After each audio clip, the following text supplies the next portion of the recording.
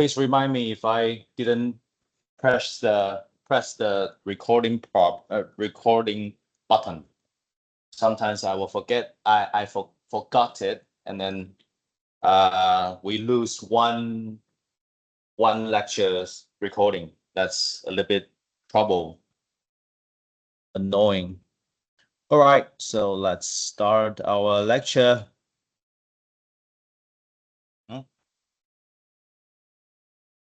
Okay, so welcome.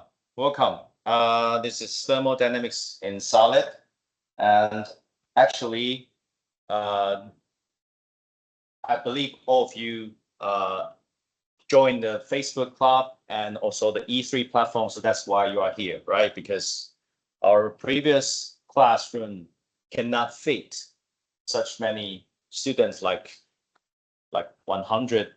So, but I understand that after a few weeks, 201 can fit all the students now. But well, officially, we still need to be here. All right.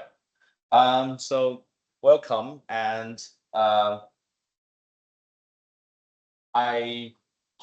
recommend all of you to use the resources I provide, also TA provides in the Facebook and E3, which is the handouts link and streaming link, and anything else? Well, and a recording. I will record every minute in our lectures, and I'll put it in the YouTube channel, so you can subscribe it and making donation. I don't know. Right. So let's start our lecture, and to begin with, I would like to change the course name. Okay, actually, thermodynamics in solids, a little bit physics related, but actually, past 20 years in the material science and engineering department, we taught actually classical and statistical thermodynamics. Okay, so it's actually connecting between classical and statistical thermodynamics in this course.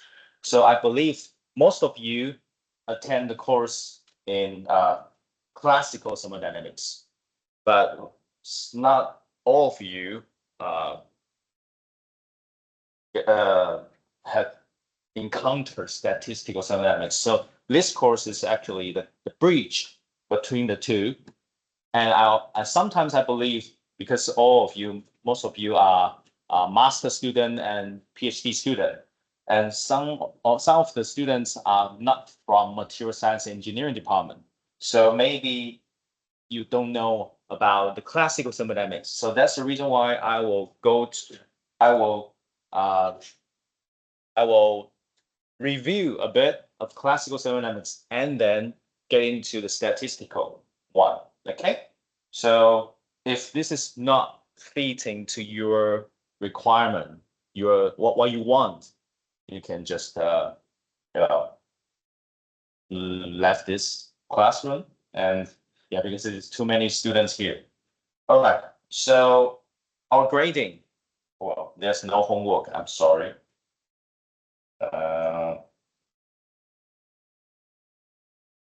Okay, there's no homework in this course. So 10% classroom performance.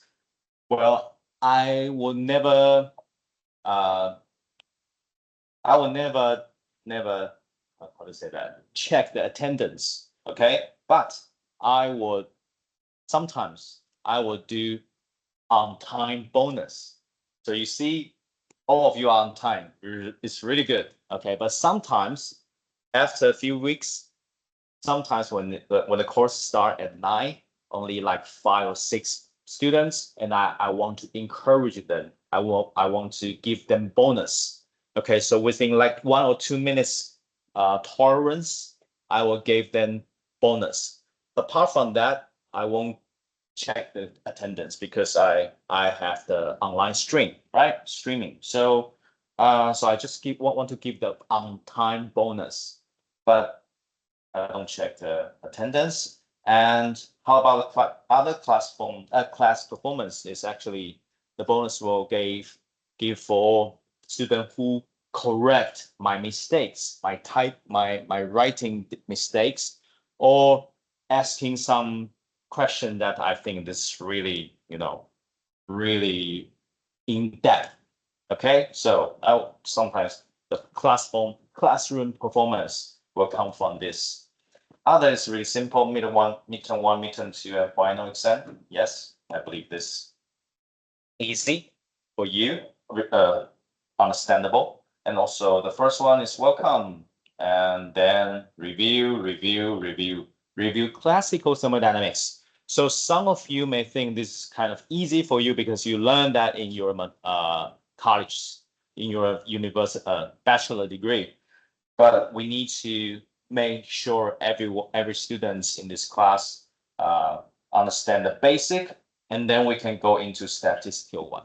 Okay, and then after midterm one, and then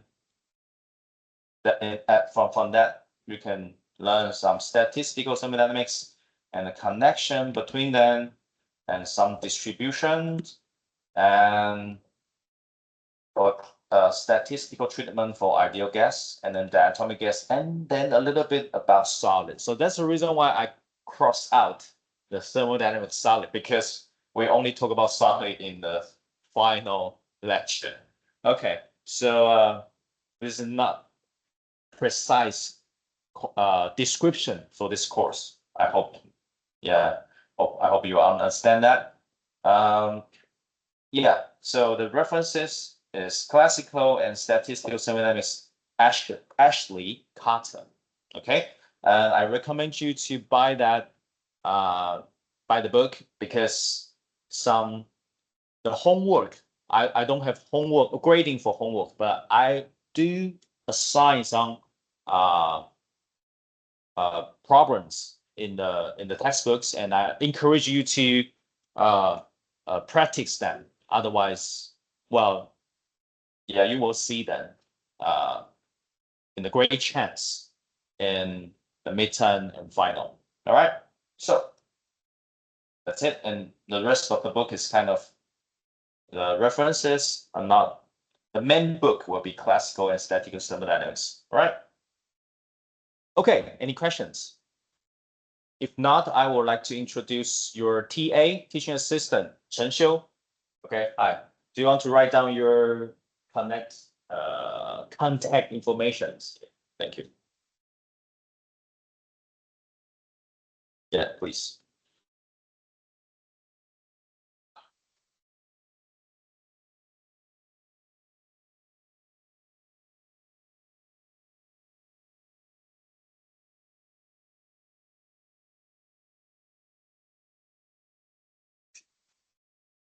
Do you want to write your name?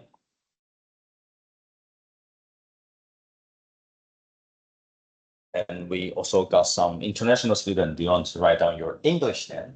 Do you have an English name? No? Chen Xiu, how about that?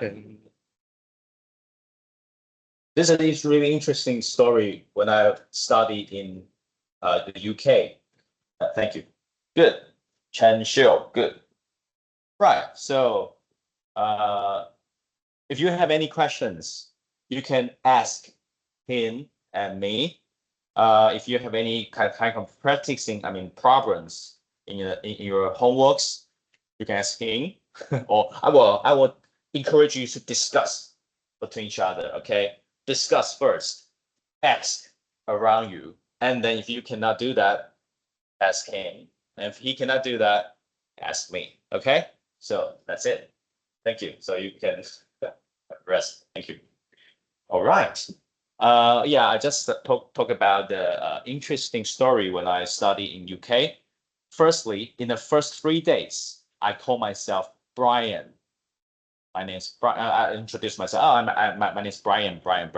So after 3 days, my classmates asked me, "Are you really called Brian?" I had never heard of the Taiwanese students' names. I mean, real name. Is your real name? Is given by your parents? I said no. I chose that. I chose in my junior high school. So he said, so this is not your name. So tell me tell me your real name. So I say Nien-Ti. Oh, that's better. So this sounds more like it. So at that time, after 3 days, I named myself Nien-Ti Tsou. So after, I mean, then some of my some of my classmates confused because I changed my name after 3 days. So they say, oh, so do you name Brian or Nien-Ti? But after that, I choose Nien-Ti, and then all my official, because the passport and my papers published, that all of them use my Nien-Ti as the name. So I think my classmates who correct me saying that Brian is not your name. He said I should proud of my real names. So yeah, Chen Xiu has no English name, but it's okay. Chen Xiu, that's good, right? Okay, remember him, and he's really important in this lecture. And then yeah, that's it. So previously, in the previous few years, I typically will have just like 1 hour trial run in this week. However, as you know, our semester becomes 16 weeks. So I don't have much time. And also sometimes I need to say that I need to has a I need to go for business trip or some other task in department I need to do. So sometimes my Wednesday is occupied. Okay, so sometimes I cannot attend this course. I need to cancel the course. So I need to go for 3 hours today. All right. So is that any problem for that? If you have problem, you just leave. It's okay. It's all free. Okay. You are all responsible adult. So I trust you can learn the topic well, and you know what you are going to do. Right. Good. So let's continue. So let's start our lectures. And I encourage you to either print out or okay, you have three ways to choose. The first one is you print out with the empty space, right? And then you just using the traditional noting pen and paper. This is the first one. Or second, you can buy a iPad or tablet to download this and then use your annotating apps for you to do the note. Or you just wait. You just wait until I finish the writing and then I will upload. Okay. But I don't recommend you to choose the third one because it is too lazy, and then you won't learn as much as the previous two choices do. All right. I believe you understand what I'm talking about, right? Because I know students, younger generation student, just like you, your English level is much better than previous few decades. When I first came into this NCTU at that time, my English is better than students. But after 10 years, I believe students' English is much better than me. When I see your applications in the admissions, TOEIC 800, 900, wow, that's amazing. And this is and I saw a comment from D-Card. They said if your TOEIC is not above 800, just don't put it. I said, wow, that's really, really a big criteria for getting into our department. So I believe all of you can understand what I'm talking about, right? So now I'm going to give a survey. Within this 17 minutes, if you can understand more than 80% what I'm said, please raise your hand. 80%, 80%. Good, good, good. All right, all right. Thank you. 8% is. How about 60%? 60%? Above 60%? Okay. Okay, good. Thank you. So do you think I need to do the Chinese translations for you?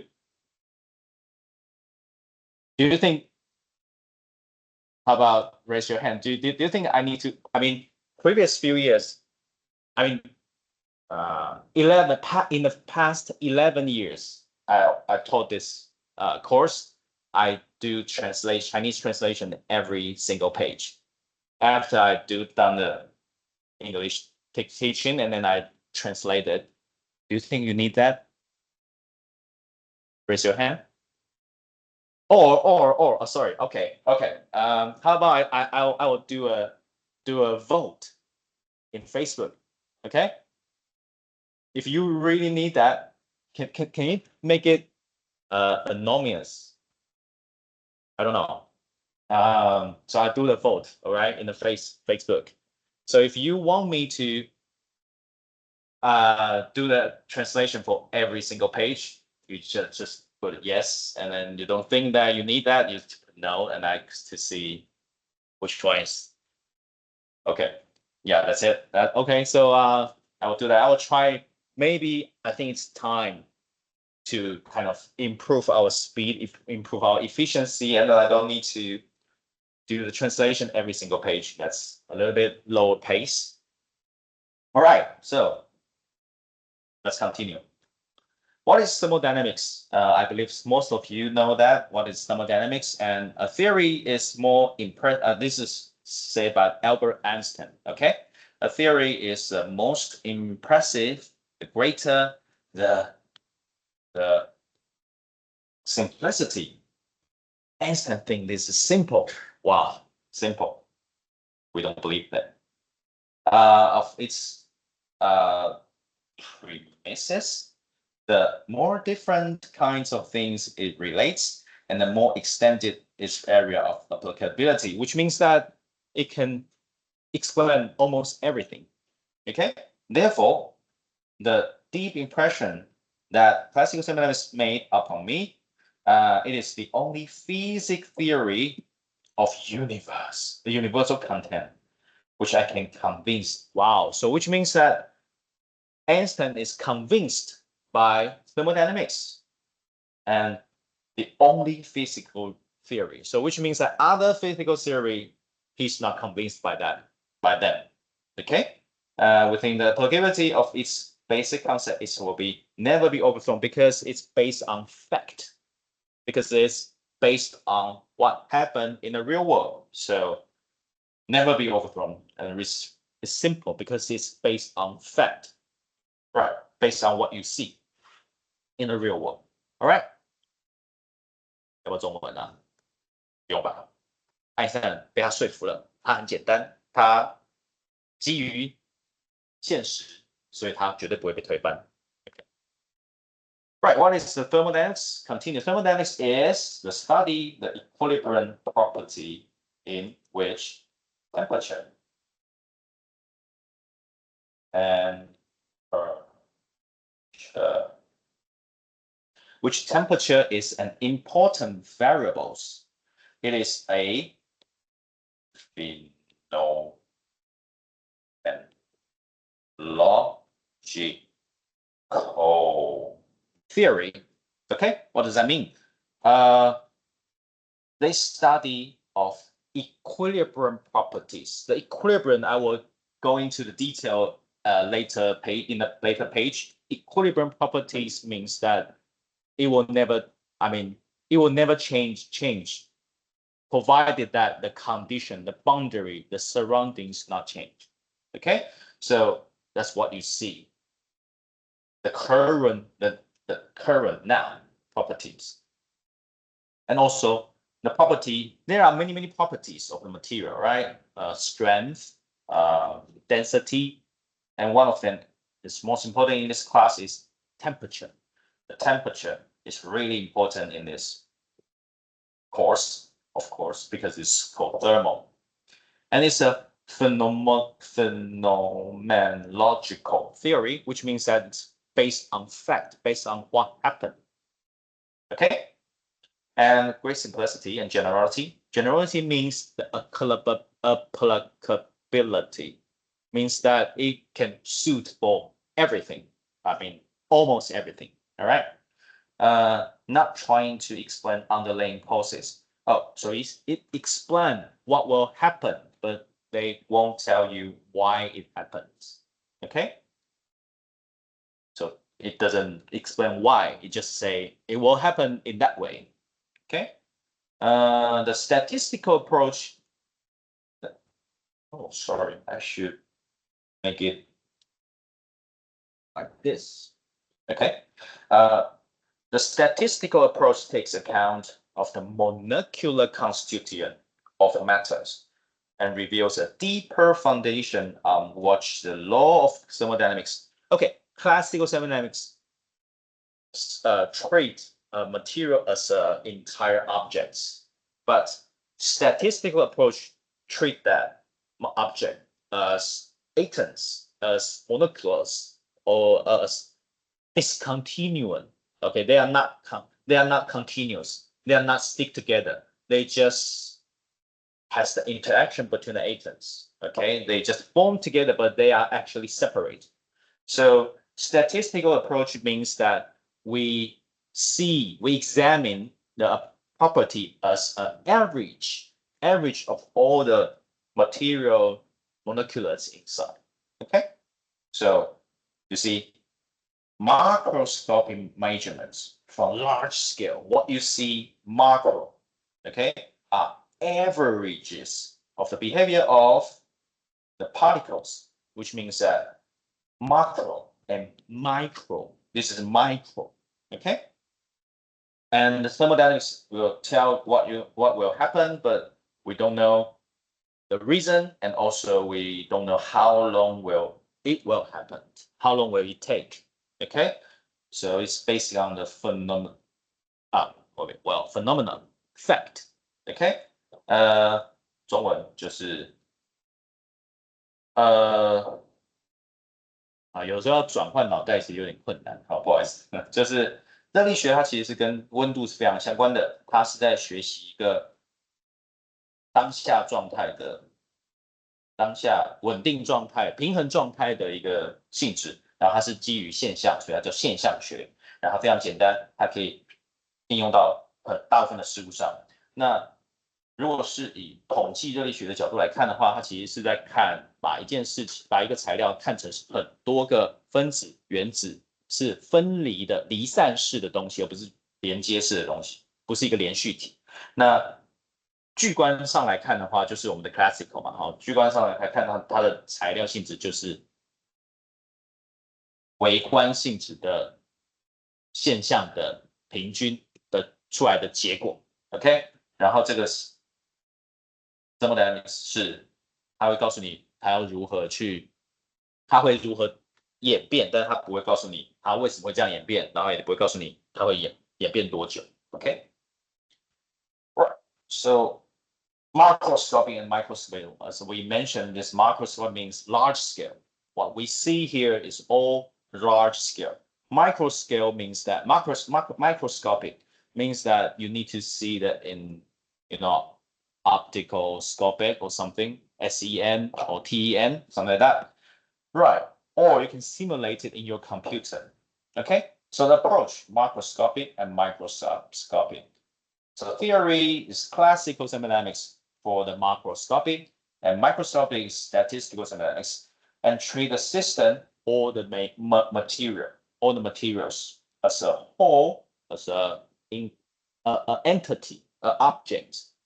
And as the right-hand side, microscopic as a collection of discretized entity. So which means that they are assembled by many atoms, particles, or molecules. So the limitation requires, you can see the classical thermodynamics always require experiment. You do the actual experiment in your scale, in a large scale. The microscopy, it's difficult for you to do the experiment because it's for people in the ancient moment, 100 years ago, something like that, they cannot manipulate atoms like what we do now. So their theory is actually based on model, based on imagination. So they will come up with a theory or model to explain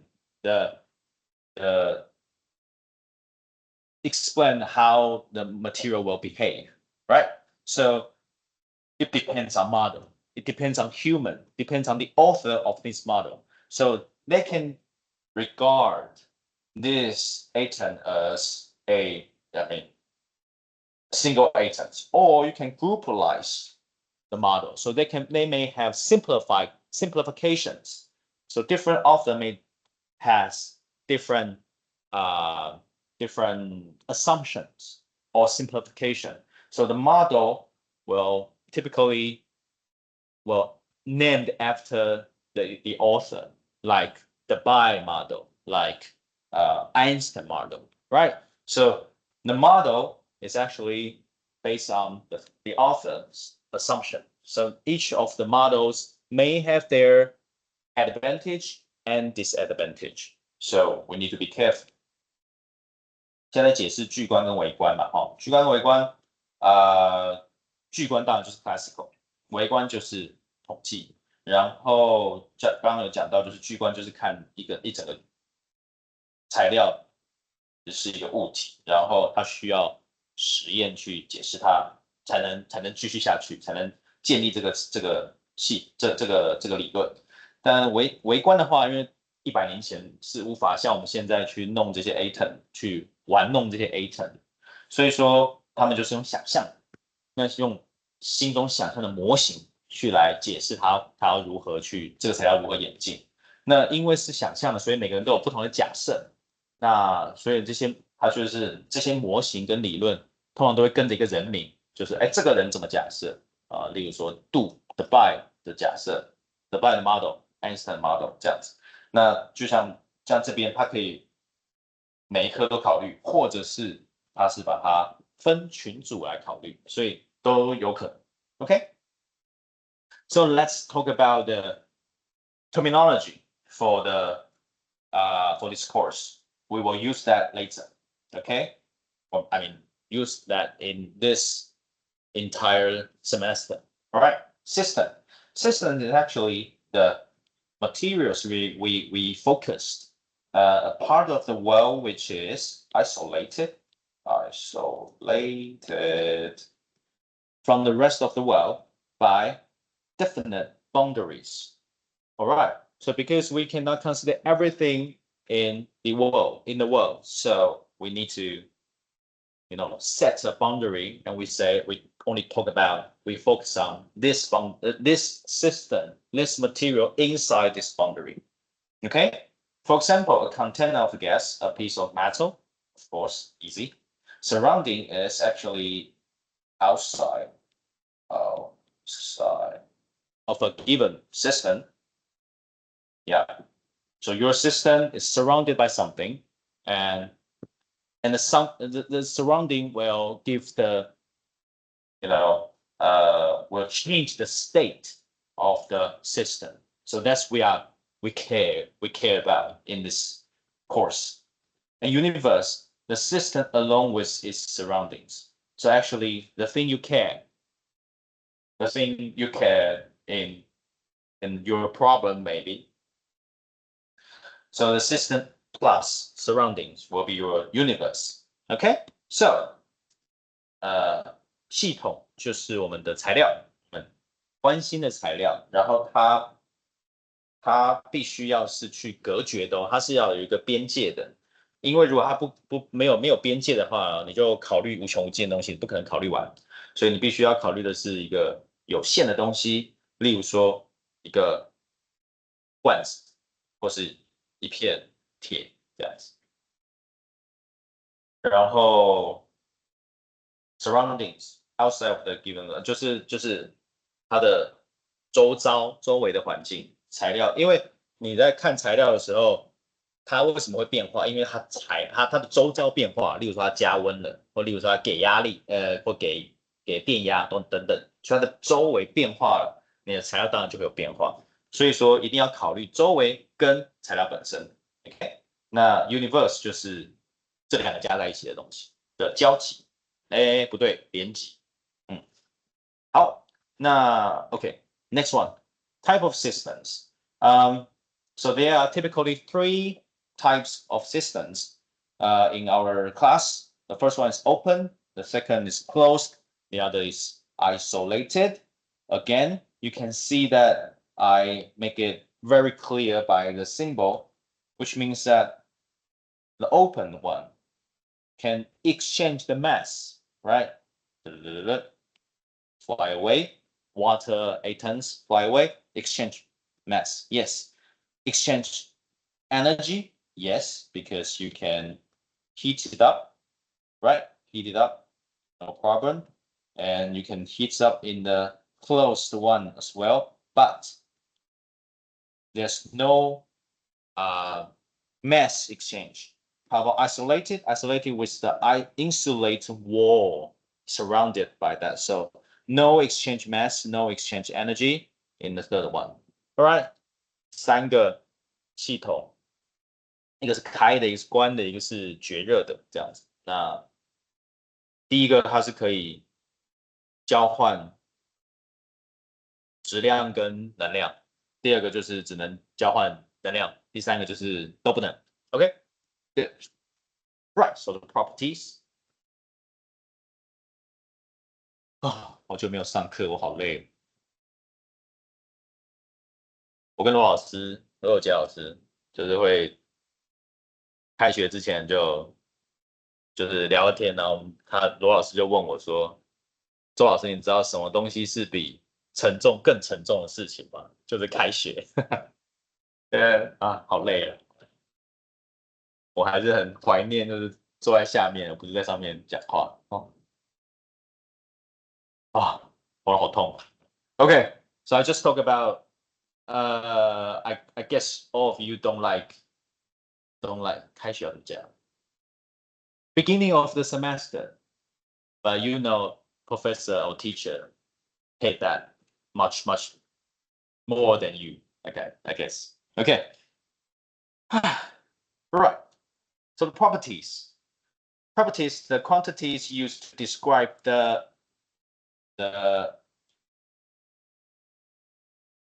macroscopics. Okay, macroscopic behavior of a system.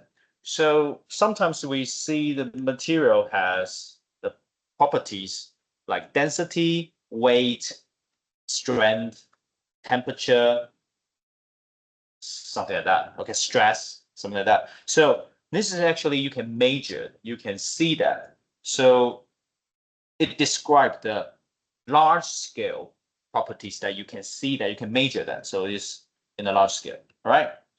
And there are two types of property, extensive and intensive. Extensive means that it's proportional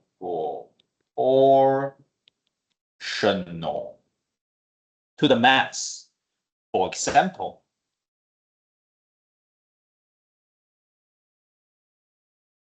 volume and work. Okay, so the volume, of course, volume will increase when your mass increase, right? That's it. And also work is also increased by your mass. Intensive properties that independent of the mass.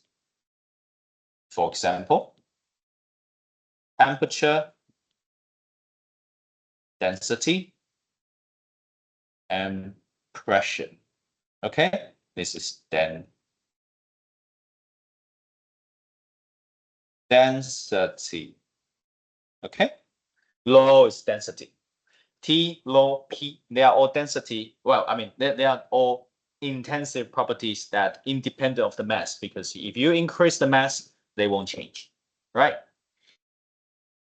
Okay.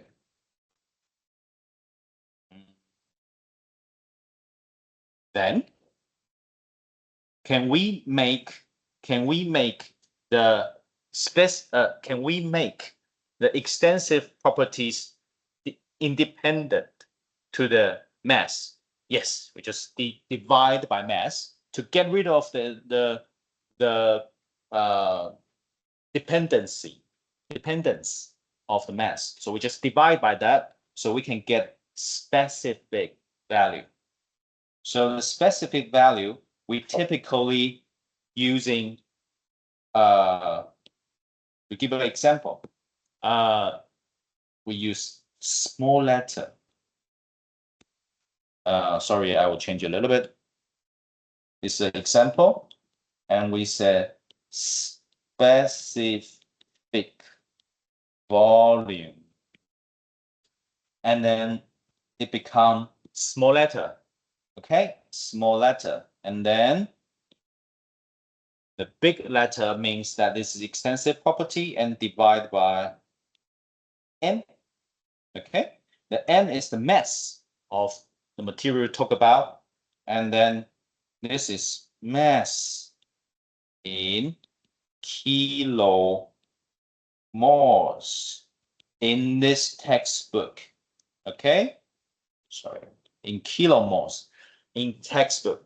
In this textbooks, if we didn't specify the number of, I mean the unit of the n refer kilomoles. All right, 这还蛮重要的。等下会讲。Okay, this is really important in this textbook. Okay, the n here, if the textbook or problem didn't specify the units of the n, it is by default. This is kilomoles. All right.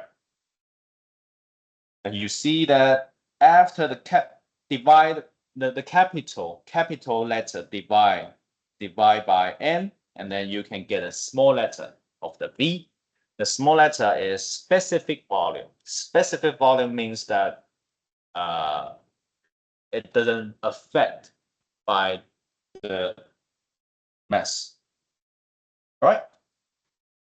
Next one, state. A system is defined as a condition uniquely and specified by a set of properties. Okay, so state is a system is defined as a condition uniquely specify a set of properties. So, for example, let's describe my state. My state is, well, some of the people, or I don't want to say my private information.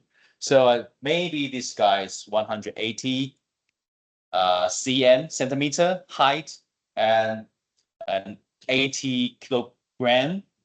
Is the properties of this imaginary people here, a person here, and this is a state they are at now. So when you're describing the material, you're describing the material at certain state. The certain state has the set of property. The property describing the condition, the state of the material at the moment. So you can say, oh, this material is at 300 Kelvin, and the weight is 2 kilograms, something like that. All right. So you need to describe. You need to have a set of property to describe the state of the material at the moment. So, for example, you can describing the material by pressure, volume, and temperature. and so on and so forth. Okay. Generally, only a minimum number of property necessary to describe the state. Well, I don't know. Right. So sometimes when we focus on certain problem, for example, heat problem, for example, mechanical problem, force problem. Okay. So when you talk about heat problem for the gas, you only need several properties like PV and RT. Sorry, P, V, N, and T. Okay, so you only need to limited number, not many number. For example, if you provide the color of the gas, it doesn't matter, right? So we only have limited amount of the number of properties that we need to take into account. All right. So let's translate it. 性质，这个性质其实就是你平常在看到的东西，巨观上看到的东西，你可以量测出来的，你很熟悉的，因为你通常都使用这个性质去描述这个材料。那有两种，一种叫做 extensive， 另外一种叫 intensive。extensive 是会跟它的质量成正比的，质量越大，它那个值就会那样extensive property 的值就会越大，成正比。intensive 就是不会。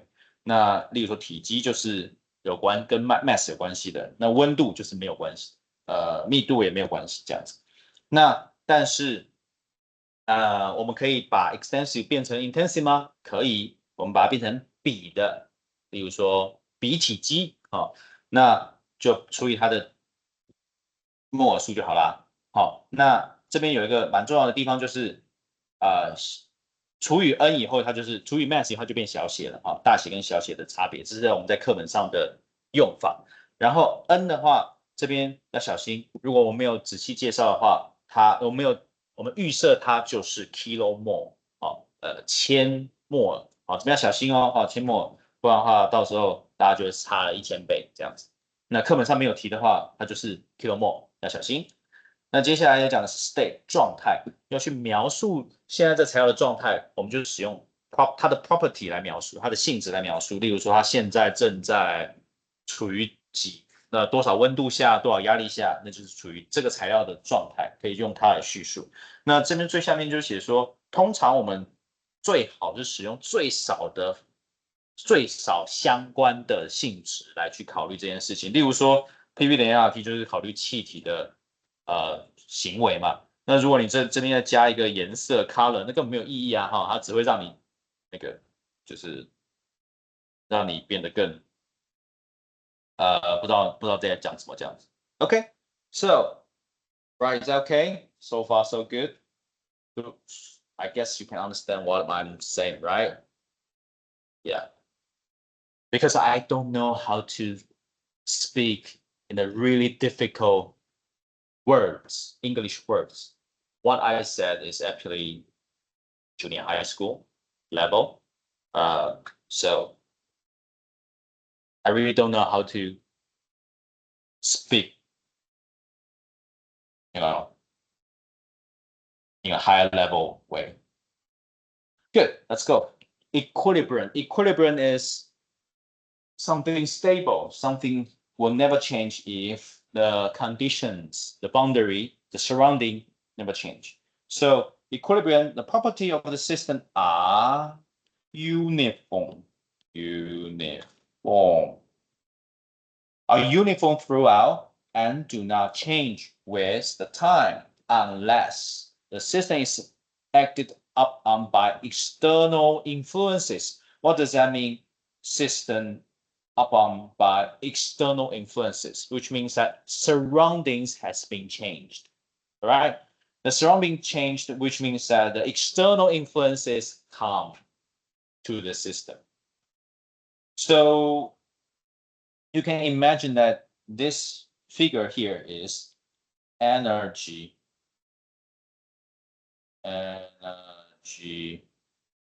profile, or you can say landscape. What does that mean? If you can just draw the energy, you can calculate. If you can calculate the energy of the material, the energy value is here and here. If you change the surrounding, you can determine you can calculate the energy value. The energy value is, for example, 3, 2, and 1, and 0. And then if you do another way, you energy increase 1 and 2 and 3 joule, something like that. And equilibrium means that the state is at the minimal energy state. Okay. We didn't say this ball is the material, it's the state. Okay. The state is at the minimal energy level, means that this material is at an equilibrium state. But for the non-equilibrium state, means that a system in which gradients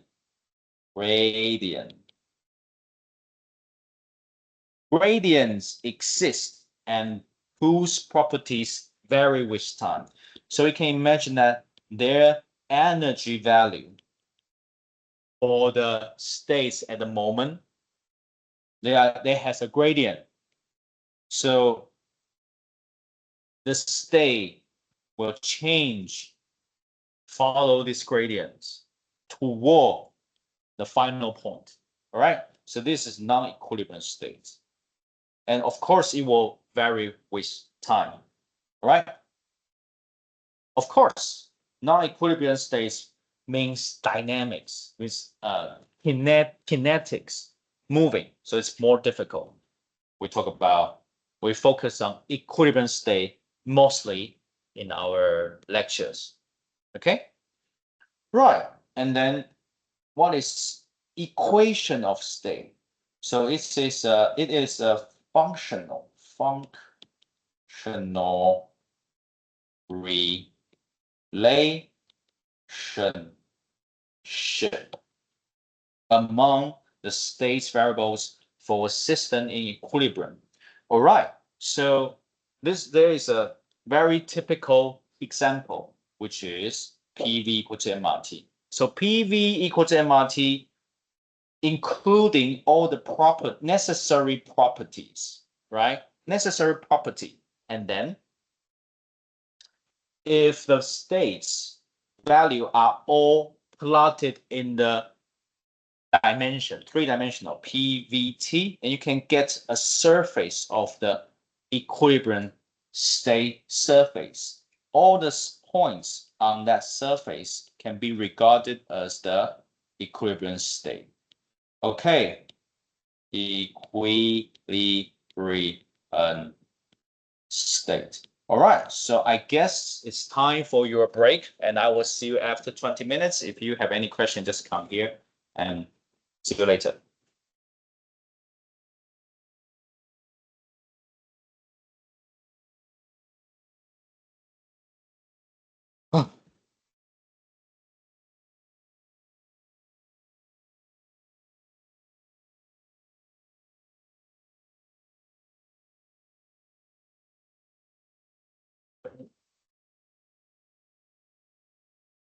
And one.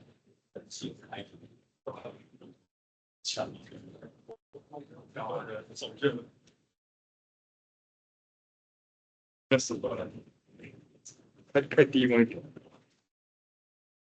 Yes. Professor, may I talk to you? Yeah, sure. Yeah, for me, it's impossible to add the class actually through the system. So I would like to ask you if it's possible to hear your class. Yeah.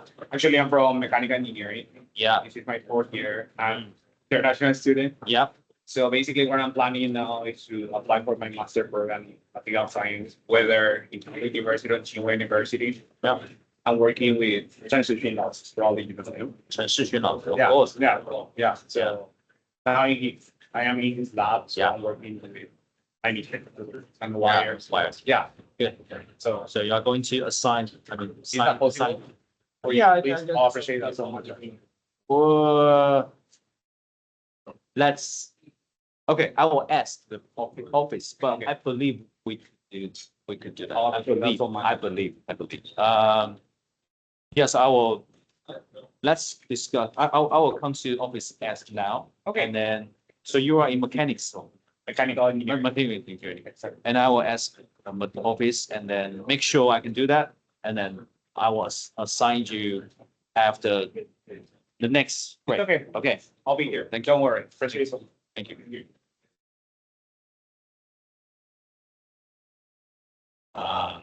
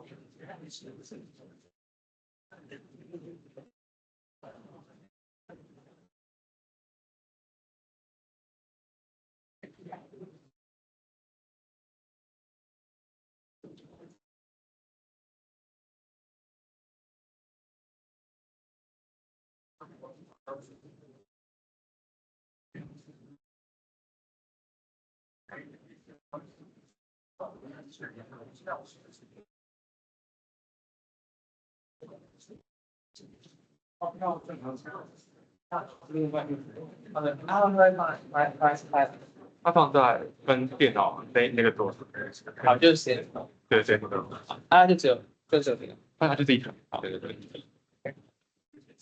哦，然后它好像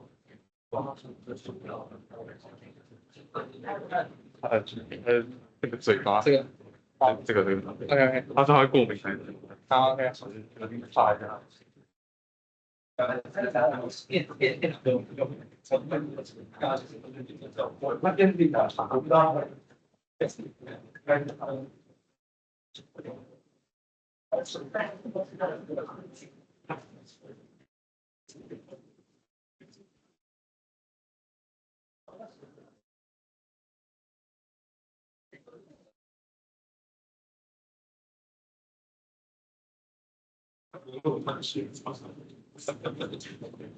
是以后就是在写上，像我们自己给他们做表情，一个哇，这个怎么样的？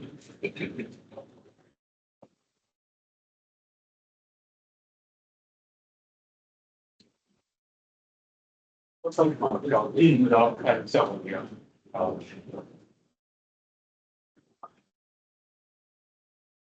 哎，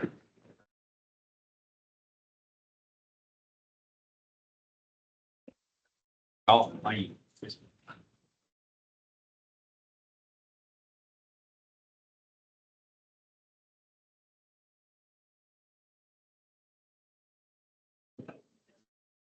Thank you so much. You're welcome. Welcome.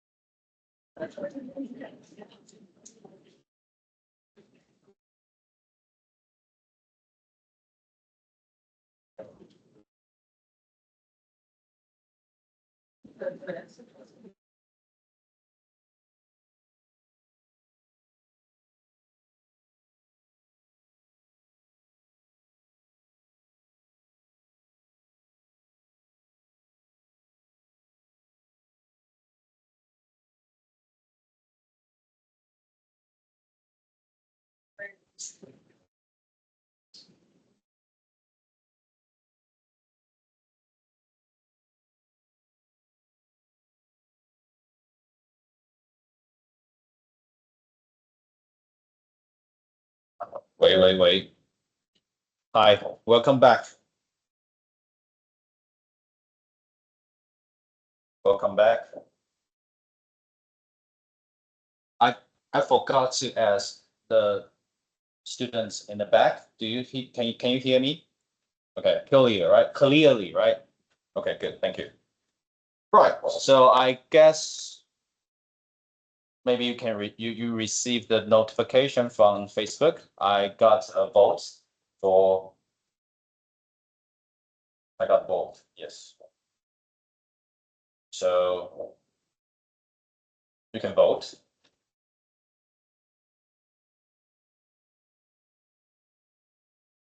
Let me take a look. Still 0. No vote now. So let's have a little chat while you do the vote. So what do you think about EMI? English as a media of teaching. EMI. What does that mean? Do you know EMI? Do you think this is necessary? Do you like it? Yeah, our government and school, universities, try to push this EMI courses. Well, it's all right to me. It's okay for me, but maybe for, I don't know. So I have no opinion about this, but if they need me to do that, okay, I say, okay, I'm fine, I can do that. But I will try my best to, you know, make you feel the same if I say I speak English or doesn't matter of my languages. I try my best. But interestingly, my Chinese version of the course is actually with the questionnaire. You know, questionnaire every semester after semester, you were asked to write down a questionnaire about this course, right? My points is actually greater in my EMI courses compared to the same version of the course, but in Chinese. I don't know why. So, and I didn't find any difference between the exam results. So there's no significant difference between Chinese version course or English version course. The performance of the students are similar. The distribution of the marking are also similar. So I believe you can do that, really. And also, when I study abroad in the UK, and I wonder, and I was thinking, why US, UK, European country, their economic or technology is better than the East, than the Asia in general, especially for especially 20 years ago, when 10 years ago, 15 years ago, when I was studying for PhD. At that time, US and UK and European country, they are more advanced in most of the way compared to Asian, like China or Taiwan or any other, apart from Japan. Japan is different. And I noticed that English and Chinese as languages, they have fundamental difference. And I think maybe this is the reason why Eastern country are more related to arts, society, social science, and English or Western countries, they are or mostly kind of technology wise. Because maybe if you don't understand Chinese, sometimes you will heard that 双关要怎么讲啊? So in Chinese, we will have the same words, the same pronunciation, but different meanings. You need to know the context, the previous few words and later few words, and then you understand, oh, these two words means something. So as a languages, as a tool of communication, I don't believe Chinese is a really efficient tool for communication.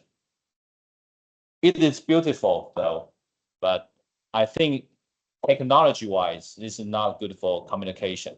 So I guess that's the reason why our pace of the technology advance is a little bit delayed by such inefficiency. Okay, and I understand that when you study and learn the languages from your childhood, it will structuralize your brain, and you will think in that way. And if your nature, mother language, is the other one, and you will become completely different person with different personality. So I think language is really important for a country for human 讲中文的话，就是我觉得中文不是一个很好的科学用沟通的工具。就是你应该常知道，我们有超多台湾超多双关语嘛。最近不是我也常看 IG 推播啊，台湾不用双关语会死，知道吗？对，因为我们太多双关了，所以我们有很多文字啊，就是2个字，其实你一定要看前后文才知道他在讲什么。然后而且我们最可怕的事情是我们常会省略主词。你可以听大家讲，就是听大家讲话，就是说。你长得比电视漂亮，或者你长得比电视好看，大家听得懂应该是说在电视上比较好看，或是在本人比电视里面的你好看，本人比电视好看，但实际上不对，是本人比电视中的你好看，但是我们都会讲本人比电视好看，但在英文是不能这样讲，他会觉得你怎么就是more handsome than television， 这样是不对的。所以说我们太常省略主词，然后我们有很多双关语，然后同音的东西其实根本就是讲不同的事情，所以我们在沟通上就会先天上就是没有效率。那先天上没有效率的话，我就觉得这就是造成我们科技不进步的原因。当然现在已经越来越少了，但我只是说从长远的5000年来看的话，我觉得啦，这就是为什么。因为我觉得实际上这样讲好像在有国际学院不好，但我觉得台湾人真的很聪明啊，他们非常非常聪明。但是为什么整体来说，或者中国人可能也很聪明啊，反正我们以前可能是同一家嘛，但我是说，就是为什么科技会这样子差，就是5000年来就是会差有点多，就是因为我觉得就是因为语言上的隔阂不是很有效率的感觉。那所以我觉得啦，那就是如果你有然后另外一件事情跟大家分享，就是我在英国求学的时候，我发现我在开始讲英文以后，我的人格开始就是有点分裂。So I found that if I speak English, I become the other person. Personalities a little bit change. Become more gentleman, I guess, because in English you need to process more. So you need to process your language and then you speak up. So if I speak Mandarin, I just blah, and then it may hurt someone. But if I using English, I will process and say, okay, this is okay, and then I process and then deliver. So I become more polite and gentleman. Well, maybe it's not me, but when you speak another different languages, you will create more possibility in your brain, in your mind. So it's really interesting. All right. Right. So how about the result?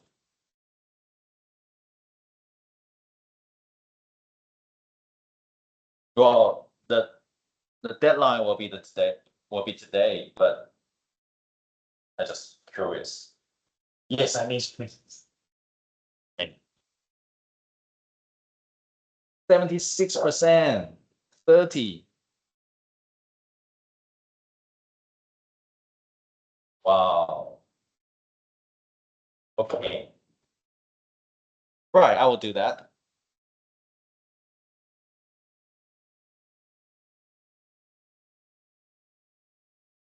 真的，我真的觉得就是中文实在是有点，哎呦，对不起，有时候中文，尤其在打字的时候，我必须要去选那些字，我会觉得很烦。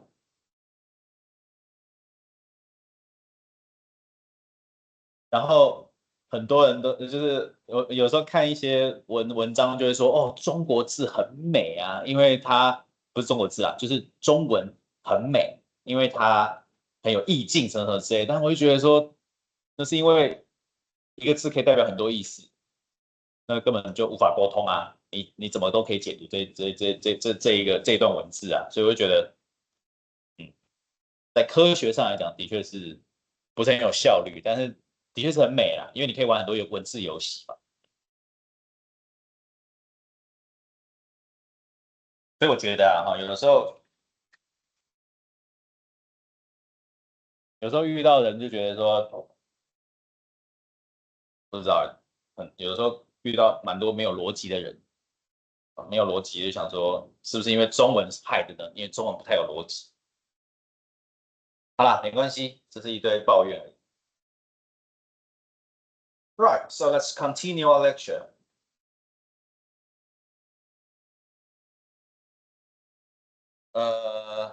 Right, so I just talk about equation of state, right?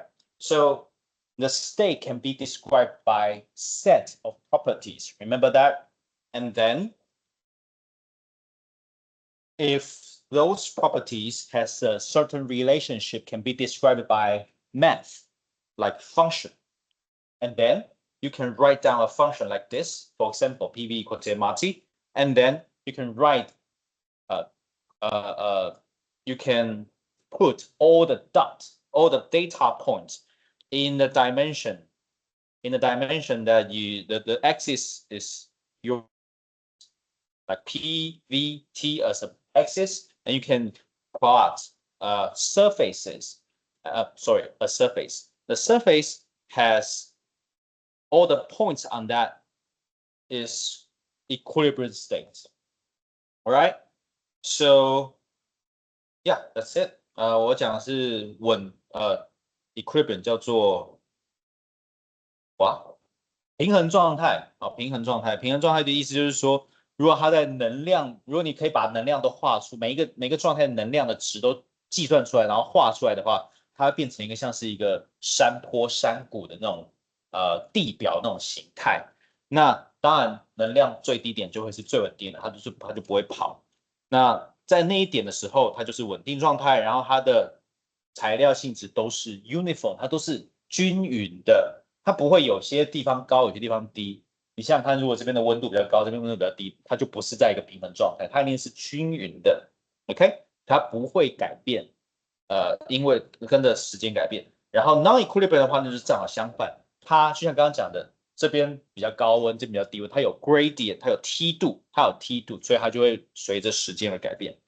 那如果今天你把所有的材料参数，就是去描述这个稳定状态，它们之间的关系，用数学式的写出来的话，写成一个函式的话，这函式就可以把它画成一张表面，在那个表面，在这个维度x y z 是代表你的材料参数的话，那这个表面上的每一个点就是你的 equilibrium state， 就是你的稳定的状态。那我们接下来要讨论的东西就是在这个表面上的每一个点的状态，然后它们之间如何去跑来跑去，它的路径是怎么样的。OK, next let's talk about system wall. It's actually called boundary condition, 边界条件 boundary condition. So adiabatic wall is a boundary that permits no heat. Okay, interaction with the surroundings, no heats. So you can imagine the left hand side, you have the isolated system and with the adiabatic wall. So there's no heat transfer into the system, or by contrast, diathermal wall is the boundary that freely allow heat to be exchanged, and with the surroundings.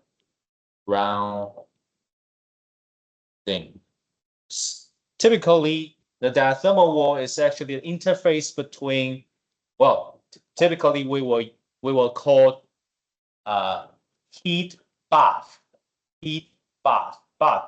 taking shower, take bath.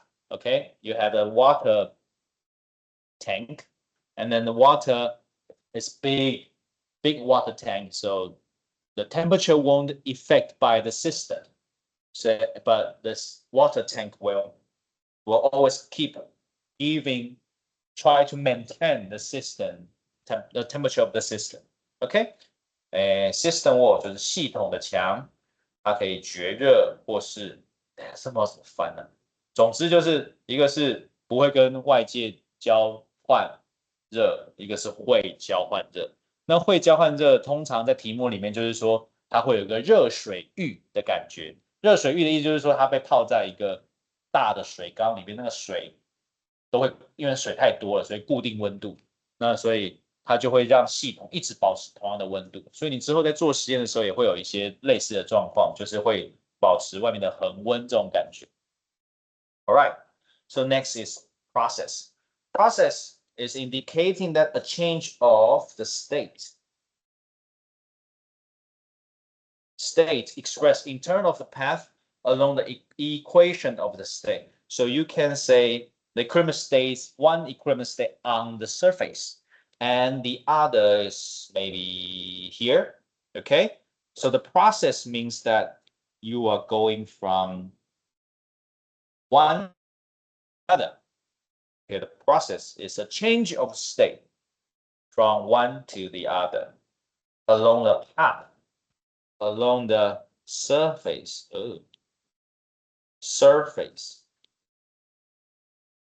of the equation of state. So they are not jumping from jump off the surface. No, no, no. We're not discussing this because it is too difficult. Okay, it is too difficult. We all talk about equilibrium state. Okay, and the next one, you have some specific process called cyclical process. Cyclical means making a circle. So the initial and final state are the same. I guess you think this is a little bit boring because we are all discussing, introducing the terminology. Well, we need to do the definition, okay, just like programming.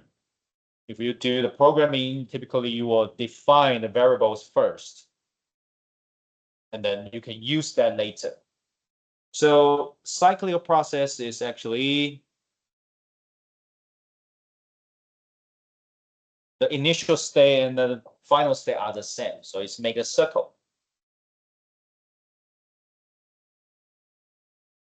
Right. This is Apple Pencil Pro, and I can squeeze it, and I can have some button I can click on the iPad, but you cannot see it. That's really cool. Nice. Right. So the same. Yeah. And then next specific process, special process called quasi-static process. Quasi-static process is a process in which at each instant, each tiny step, the system depart only infinitesimally.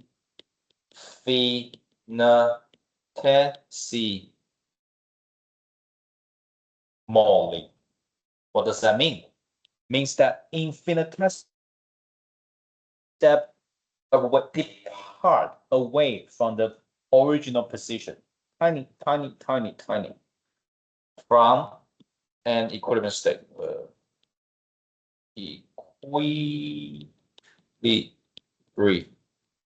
State. So quasi-static process means that the process is so slow, so tight with the small and slow, tiny step, one at a time, like each step maintaining equilibrium state. Okay. So yeah. So this is kind of ideal, perfect process that, well, technically it's never happened in the world, but perfect, ideal. Okay, it's the ideal process. It's ideal. And reversible process means that it's summing up together. All right? Or sorry, not summing up together. Sorry. No. Reversible process means that it is reversible. Okay, it can go back to the original position, original state, and you cannot see any difference. Okay, so a process whose direction can be reversed by an, again, infinitesimal change in some properties. So reversal process is actually quasi-static process plus no dissipated force. So which means that the reverse process means that you can go from here to here, and go back. And you see that you cannot distinguish that it moved or not. Okay, so if you can achieve this reversible process, you need to be quasi-static process and also no dissipative force. I will explain this in the next page in more detail. Okay, 好，过程 process translation。OK， 过程它就是说你从一个状态跑到另外一个状态之间是在平衡的表面上，对，每一点都在平衡表面上，这样子，它不会这样离开那个表面。那 cyclical 的话就是做了一个圈圈，前面跟一开始的状态跟后面状态是一样的。那 quasi-static process 就是说，当你在进展这个 process 的时候，它是一小步一小步的慢慢的走，慢到其实你几乎没有发现，但它其实往前走，而且前一个状态跟后一个状态只差一点点，然后每一个状态都是在稳定的状态 ，OK， 所以它是非常非常慢的，非常，每一步都是在 equilibrium 的状态。然后 reversible process 就更难了，它必须是你在走这些 quasi-static 的状态之下，而且还没有能量损失。所以如果你走回到原本的状态的时候，你会没发现它到底有没有走过这一招，这样子的意思。OK， 所以它必须要没有能量消耗。那 OK， so I will discuss this more in detail in the next page. Right, next one. Quasi-static process is that, again, is the process are really slow, sufficiently slow enough, okay? And the system is in equilibrium at all time. Every steps, they are all in equilibrium, okay?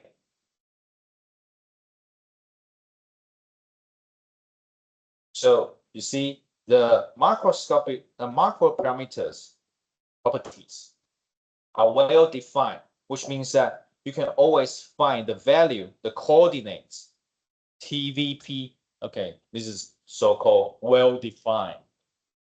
Or for all the intermediate states.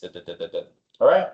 So, for example, in the quasi-static equilibrium process in this tank, so the water looks like this, and then you move this piston or move this wall slightly, just gentle and slow, go left and go right, and you cannot see any waving of the water. It's called quasi-static. Okay, I guess this is a good example for you, good illustration for you to understand what is quasi-static process. 好，这个叫做亚静态过程。好，总之就是它的过程是，它虽然在动，但是你却看不出来它在动，它超慢，非常慢。然后每一步都是稳定的状态，这个就是一个很好的例子啊，就是它水面是你在移动墙，它水面几乎就是你慢到它不会有任何改变的水，就是你根本看不出来它在动，也没有任何的波纹这样子。那他说什么叫做在这一个路径上，所有的 macro parameters 都会 well defined， 什么意思啊？都会被完美的定义。什么意思？就是说在每一个点，你都可以找到它的坐标啦，就是 PVT 的值啦。它的值都是完美的定义出来，就是这个值哦，没有别的值这样的。那这要是什么样才能达到？就是稳定状态才能达到咯。所以比方说每一步都是稳定状态。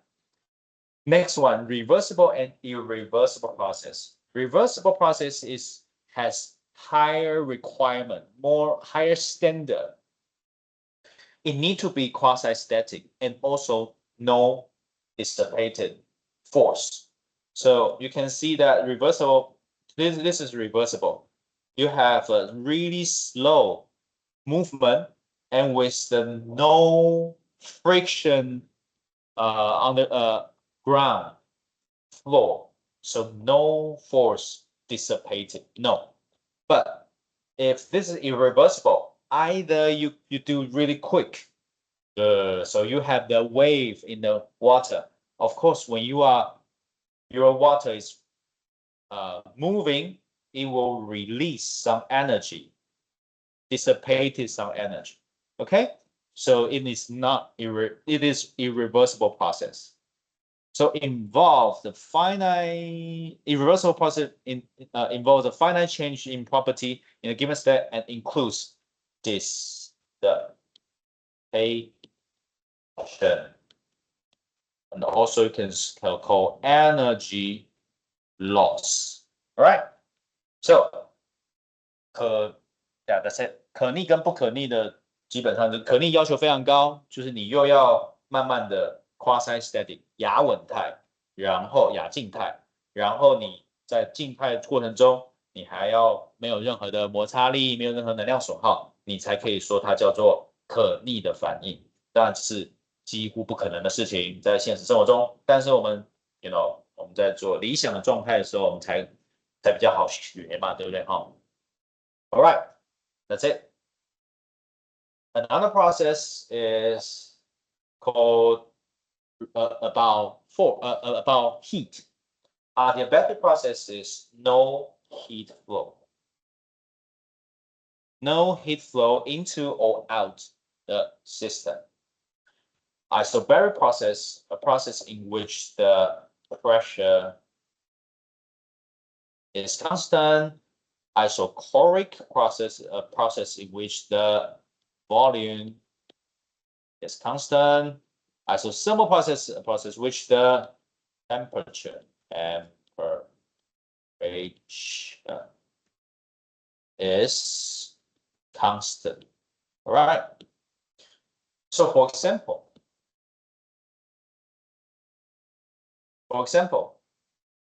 there is a diathermal wall and with the heat bath, as we mentioned before. So which means that the temperature will always fixed, right? Fixed by the water surrounding, right? So it's actually isothermal process. And then if this wall has no friction, and then the piston slowly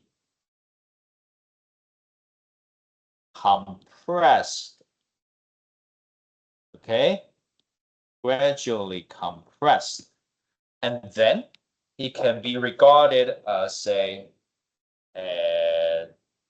reversible process, isothermal, quasi-static, reversible process. So you can imagine that this is all well defined. This process all well defined. So it's called quasi-static reversible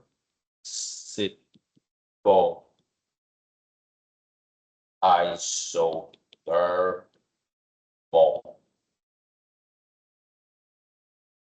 process. Okay, and then you can see that they are all well defined, and then on the surface, of course, this is not surface of the curve, but it's a projection. It's just a cross section of the surface. So you see a line here, and this line later we'll discuss that this is called isotherm. Isotherm means that on that surface, on that curves, that every point has the same temperature.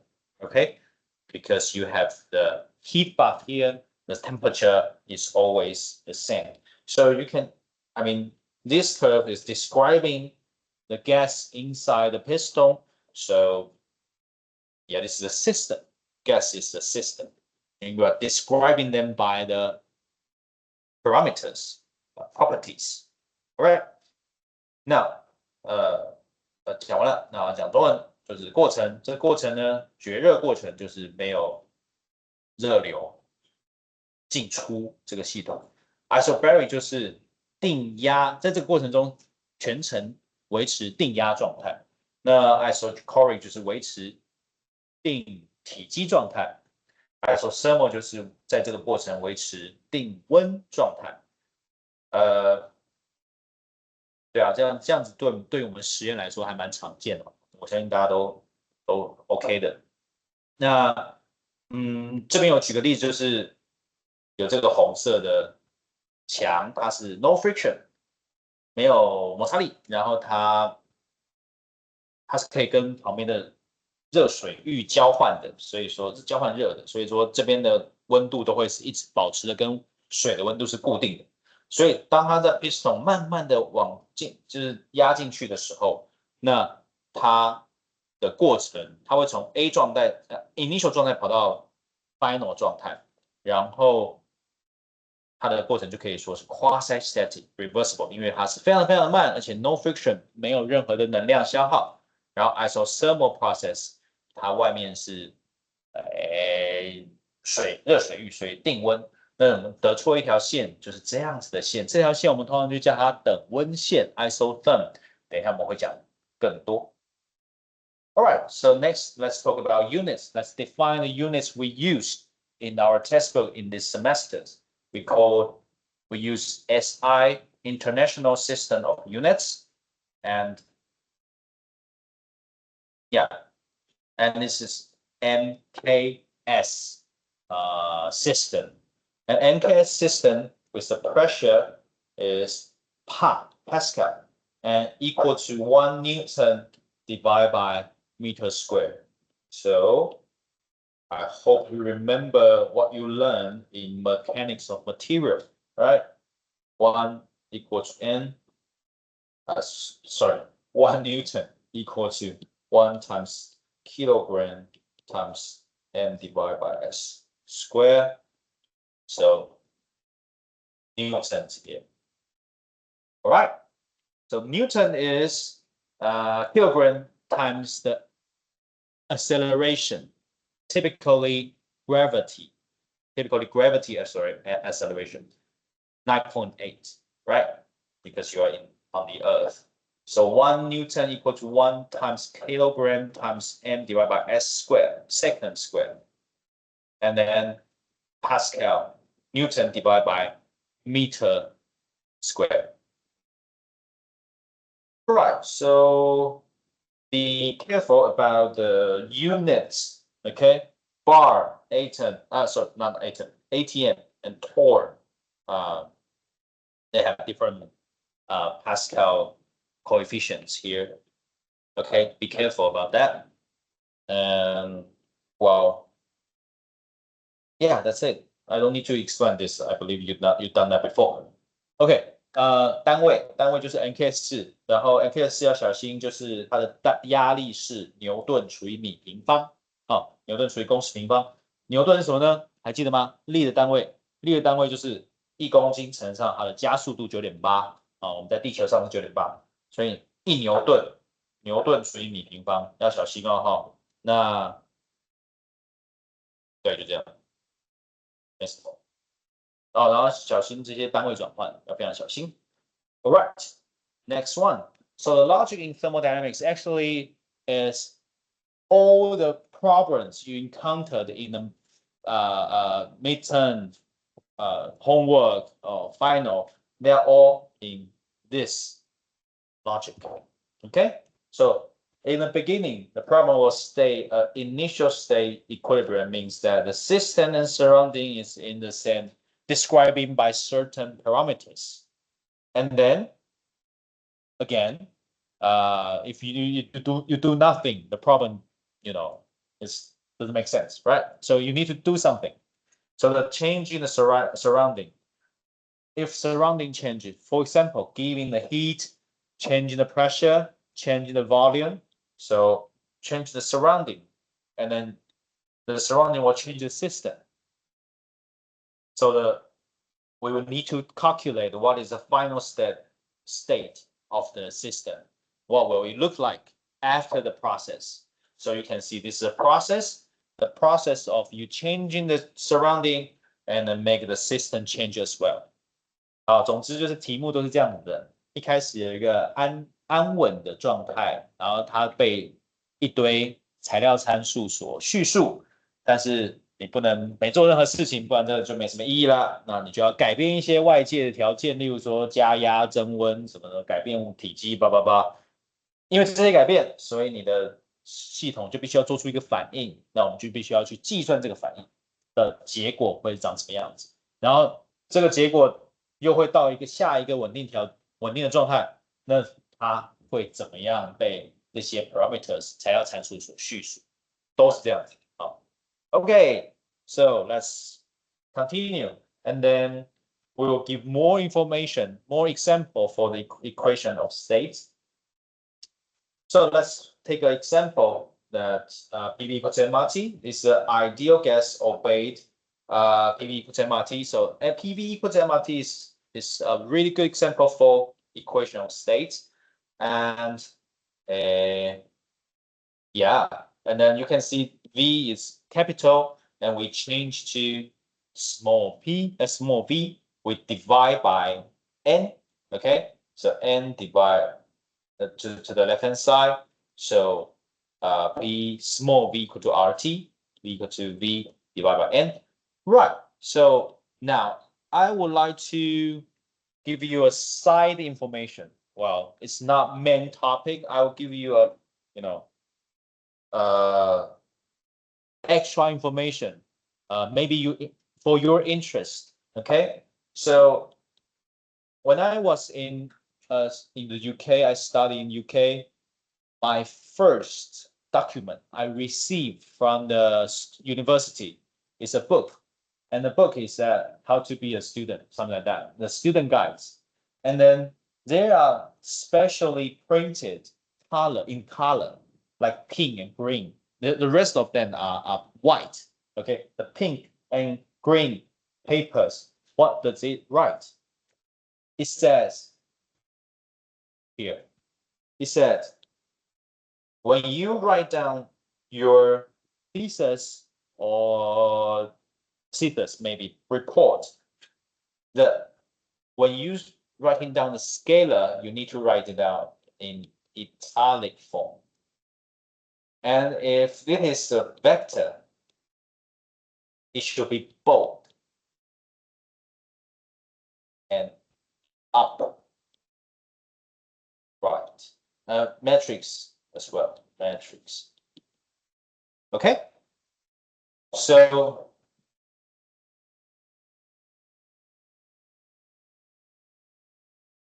and this is really important in my university. I mean, when I study as a student in my PhD. You can see that they are so emphasized that by printing that in different colors. Okay. So they said if the symbol represents a scalar, a number, you need to write it in the italic form, 斜体. And if this is a vector, it should be bold and upright. Okay. So this is wrong. This is wrong. Okay. It should be write down like V and N and P and T. Okay, especially when you're typing, All right. Yeah, that's it. So this is kind of really important information for you, especially when you read in the textbook. Sometimes, especially for mechanics related. Sometimes they will have value, vector, matrix, all together. So this is so important. If you all you just write down bold, sorry, upright, everywhere, just like upright. They may mean different. They may mean differently. Okay. Well, this is just important information for you, your interest. Right. So let's discuss Armonton's law. Well, that's easy because I guess you learned it in senior high school. We just has the PV and 1 means the initial state and 2 is the final state. If you don't have any exchange of the n, which means that you will stay in the same equilibrium surface. So you will have P1 divided by T1 equal to TP divided by T2. Okay, this is easy. This is called Armonton laws. Right. So I believe this page, the most important information in this page, I prefer this one. These are all you learned before. Right. 好，我要讲的就是，下课了 ，sorry，I will return 3 minutes for you. So I will see you after 10 minutes. I will see you at 3 past 11. Okay, thank you. Sorry for the delay.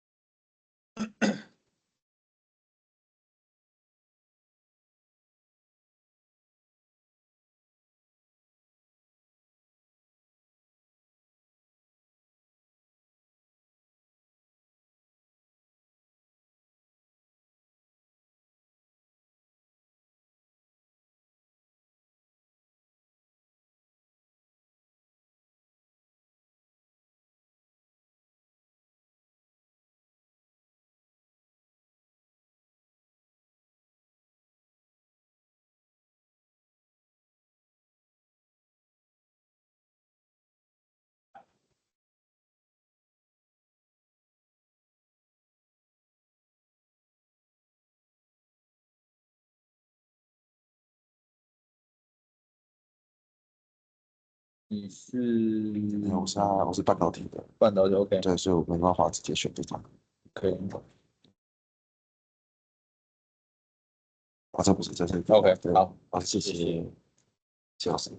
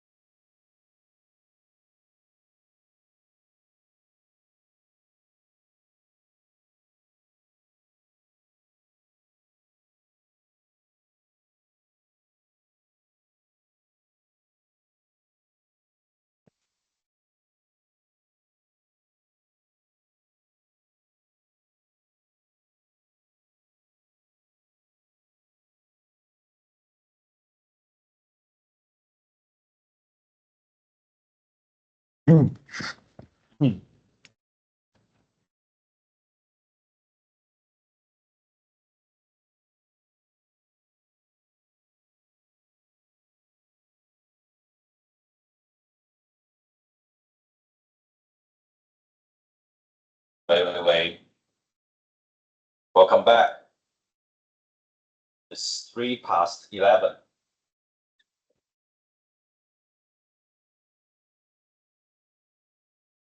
You know, 10 minutes to me is really just like a blink. I just cannot, I don't know how can I rest, recover from that 10 minutes. I cannot do anything about 10 minutes. Too short for me. For me, just sit there and a student asks me to sign and then come back here. So 10 minutes just gone. And I noticed that you can always hear people say time flies, right? Especially when time flies faster and faster when you age, right? For me, I have an explanation for that because time is actually relative, right? So if you have your mind becomes slow because you are, how to say that, 迟钝要怎么讲？ I mean, you feel 1 minute actually it passed 10 minutes. So when you get older, you become more. How to say that? it's difficult. 讲中文好了啦，就是当你年轻的时候，就是很敏捷嘛，你的反应很快，然后你就觉得时间过得很慢。但你越来越老的时候，你就越来越迟钝了，所以你的3分钟其实是别人的10分钟。然后，所以为什么这就是为什么老人常不是这样？不好意思，不能这样讲。年纪年长的老师都会说，我简单讲3分钟就好，结果他讲了30分钟，他真的以为他讲30分钟，但是我们真的看起来他讲了30分钟，所以像刚刚我就觉得，我只不过就是坐在那边，然后签个名，又坐回去，又走过来，就10分钟了，怎么那么快？我根本没有休息到啊。然后我就越来越老，越来越迟钝了，以后时间就过得越来越快。你知道我以前小时候国中的时候，我们下课10分钟，我们从3楼跑去操场打完篮球再跑回来。以前可以这样做到，为什么我现在只是来签个名，坐回去再走来，这才差太多了。对，我只是觉得这个人的反应，人时间真的是相对，人的反应真的差太多了。然后我后来又有另外一个观察哦，就有没有发现，动物们跟人搞不好，它的寿命跟它的反应其实是有相关性的。例如说，你看那些鸟，你看它动作就这样，然后它就是很快，反应快。狗也是嘛，很快，但它们寿命就比我们短。那乌龟它就很慢，然后它可以活很长。那会不会有一种感觉，就是说，它们其实我们感知的时间其实都差不多长，但实际上它们就是靠，因为它很慢，所以它就可以活比较长。然后动物很快，就是有一些鸟啊、狗啊、猫啊，动物很敏捷，猴子啊，然后就活得比我们慢，活得比我们短。所以我觉得搞不好真的是公平。对，好，没有啦，我只是平常没事会想一些有的没的。All right, so let's just talk about how I feel about time. When I getting older, I become slower. So I thought it's past 3 minutes, but actually 10 minutes. So I feel old. All right, so let's continue our lecture. I didn't explain this, right? Translated this one equation of state. Actually, I found that the information in this page, I believe most of you know that before, but the important information is actually this one. Okay, scalar, italic, vector, matrix, bold, right, bold upright. OK， 好，我要讲的就是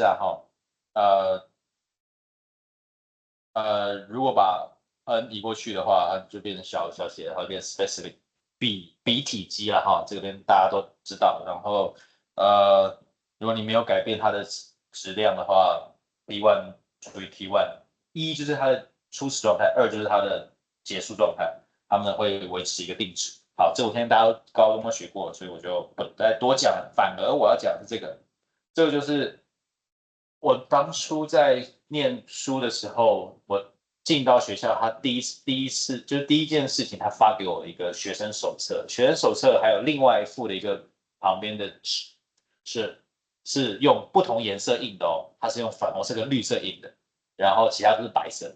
那为什么这么重要呢？就是写这个，他说你在写，尤其是我们工程的背景的，我们在打报告的时候，我们写的 symbol 它的符号，例如说 x， 它是代表一个数值，例如说 x 等于6这种东西，它就要写成斜体哦，是斜体的，就像这样子。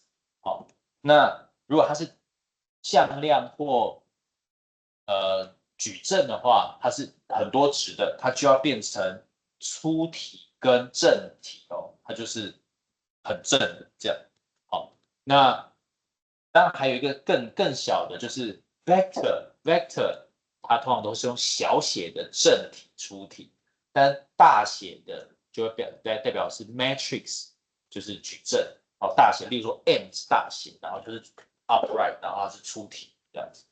所以说，尤其是在力学方面，常常都会有数值跟 vector 就是混在一起，和 matrix 混在一起的状态。所以说你没有好好把这个东西写好的话，会完全搞不清楚在写什么。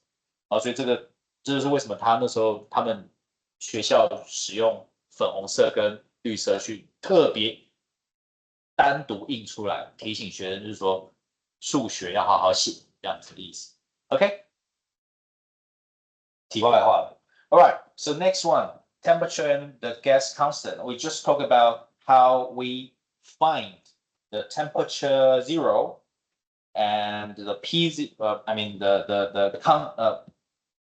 gas constant. All right, so when we talk about how we define the temperature zero, so we notice that when we plot the P and T lines, and then we measure gas A, gas B, gas C, gas D, different gases, and then we kind of decreasing the temperature, and we found that they all decrease the temperature, decrease the pressure. We found that they all converge to one point. So that's the reason how we get the temperature zero. And then if we use Emerton and we measure at the constant K, constant 273.15 K, we do that and we decrease the pressure, and we notice that they all converge to the PV ratio to single value. Okay, so that's the gas constant, how we obtain the gas constant. All right, so we can say at low pressure, all gases converge to ideal and to an ideal behavior. Okay, so yeah, I'm just saying that how we measured, how we obtain the temp T0 and R. Yeah, R. 好，其实也就是讲说科学家怎么发现这件事情的，就是他们在量测不同的气体的时候，它如果降压降温的时候，发现它的线就会聚集在这边。这当然它不可能直接做到最低温啦，但是它就是用外差的方式就可以得到就是-273.15 ，OK， 然后绝对零度。然后R 的话，它就是发现测量不同的 gas， 然后它在定温状态下，你降压的话，它也会聚集到一个比直线，就是那个 R 这个数值，就是一个常数了哈。所以那我们就会发现，其实在越接近 low temperature 的状况下，所有的 gas 它其实都会有类似的结果，类似的现象，类似的叫什么行为。All right, and then after we know that PV is equal to MRT, and the vendor walls think this is not good enough, okay? He think ideal is not practical, okay? It's not correct. He need to introduce further terms that to describe the thing the PV equal to MRT fail to discuss. Okay, for example, we know that ideal gas equation neglecting something, which is intermolecular interaction. So ideal gas equation assume that there's no interaction between gas atoms, so they cannot see each other. Okay, they will penetrate them together just like invisible to each other. So this is not true, right? They definitely will attract or repulse to each other. So, and also considering its volume, right? So this one is actually the pressure plus the ideal pressure plus the interaction between the atoms. So this is the term for the intermolecular interaction. And then another big assumption for the PV equal to MRT is that atom doesn't occupy space, which is not wrong, and not correct as well. This is wrong. So the volume shouldn't be that big because the volume need to be occupied by atoms. So need to be minus the molecular size. All right. So after this,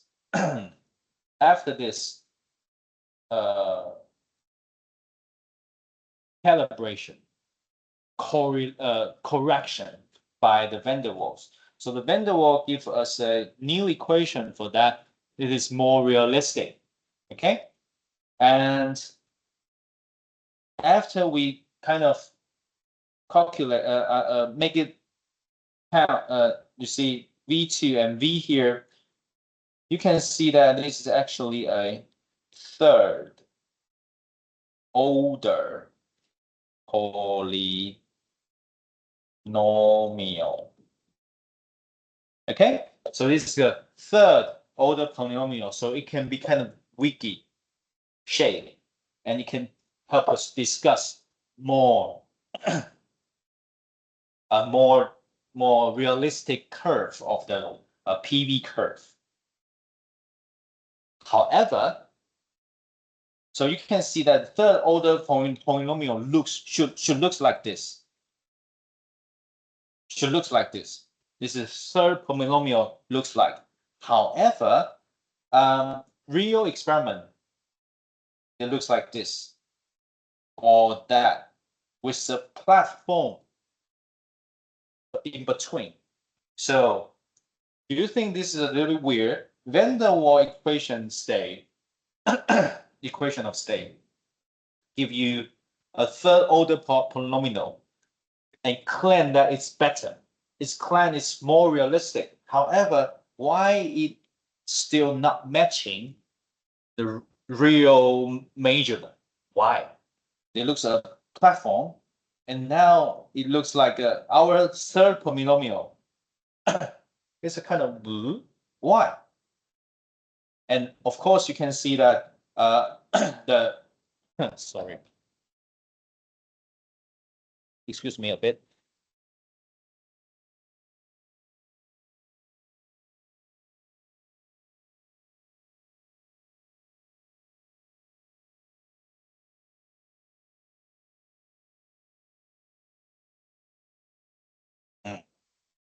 Oh, I got that. I'm sorry. So after the measurement is done by the container with the V and there's a gas, and then it press. After the press, in the middle they have they become transformed to the liquid, so they transform between each other. So which means that they has a gas liquid transformation, and with the 4-6 state in between. And by using van der Waals equation of state, he can explain that although it doesn't look like that. How can we explain this?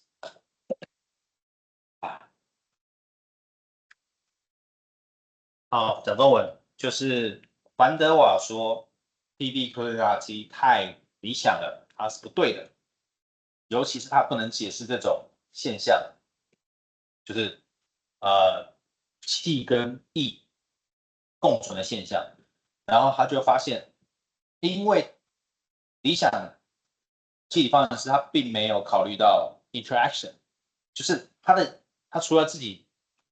它的压力，它其实原本是说啊，它的 atom 是撞到墙壁嘛，撞到墙壁造成它的压力。但是它之间还有一些更多的，它除了撞墙以外，它还自己跟自己会有一些互动。那所以说必须还在加上去。这个项就是在考虑每一个 atom 之间交互作用。那另外一个 V 在理想气体状态下，它不觉得 atom 会占据体积，它假它无限小。可不对啊 ，atom 它其实有占据体积的，所以体积不是真的那么大，它还要去减掉 atom 去占据的体积，所以他就把这两项没有被考虑的加上去或减掉以后，他就得到一个3次的多项式。3次的多项式呢，长得是这样，它画出来它会长这样子的，会有这样子上下这样起伏的。但是在实验真正在量测的时候，它是发现的是一个平台。哎，那怎么不一样呢？人家讲的，你不是讲的很有道理吗？你考虑的更多啊，为什么会不一样呢？那我们可以来稍微的解释一下，在下一页。Okay, so typically PV equal to MRT looks like this, right? Looks like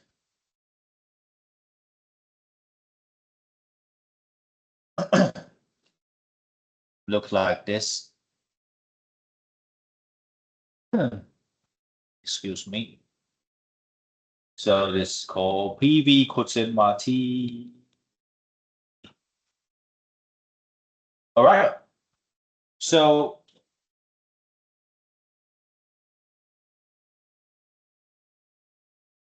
but the van der Waals is better. It becomes the 3-order polynomial, and it has its own theoretical isotherms. All right, so PV equals to MRT isotherm looks like this.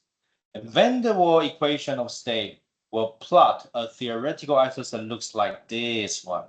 All right, you see this is 3-order polynomial. And you see you substitute 0, substitute 0 to here, 0 to here, different 13.7 degrees C to here, 48.1 here. And you can obtain different set of the isotherm. It looks different. And it doesn't look like this, the real world. And then you can see that here, through the classical and statistical thermodynamics, their relationship. So you can regard that actually we can find a line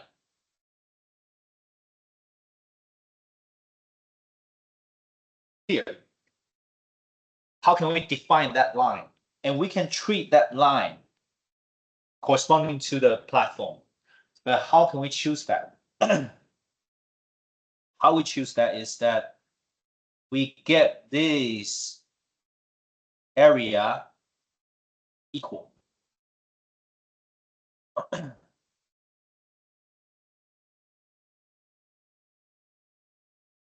So this is work down on the system.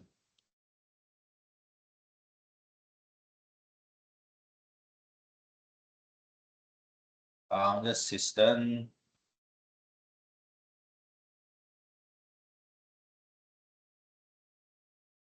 And the other is release the work. Okay, so you can see that it is called Maxwell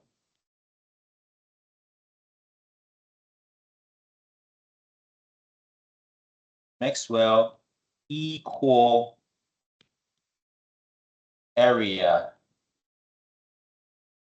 construction, kind of adjustment for its Maxwell equal area construction. Okay, so you can imagine that this is classical thermodynamics. They treat a material as a whole, as an object, one object. So it can has only one chance to work down on the system and then release that work to make it transform into liquid.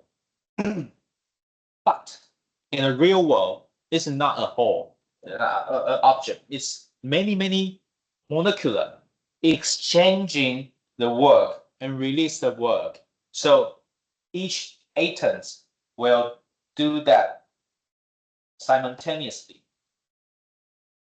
Okay, so that's why it looks like a platform. So you can see that this is done that together and released together. But in this real world, they do it with the molecular, do each by each, one at a time. So they don't need to wait until all the work done and then to release that. So that's the difference. So this is classical part. This is statistical. And you can see that statistical part will closer or much closer to the real world. This is real. Okay. Real isotope looks like that because real world behave with the molecular insight. Okay, and yeah, that's it. And also, sorry, this figures is not from our textbook, so they may have different symbol here. V bar is actually the small v. Okay, small v. It's a specific volume here. We have different symbol. And we can also introduce more terminology for you. Is that the platform of the liquid gas coexist platform has the point, end point, and initial point, where if they connect them together with the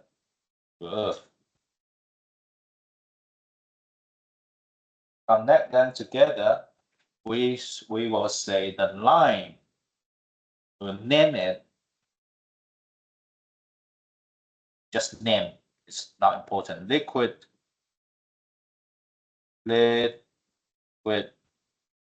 and gas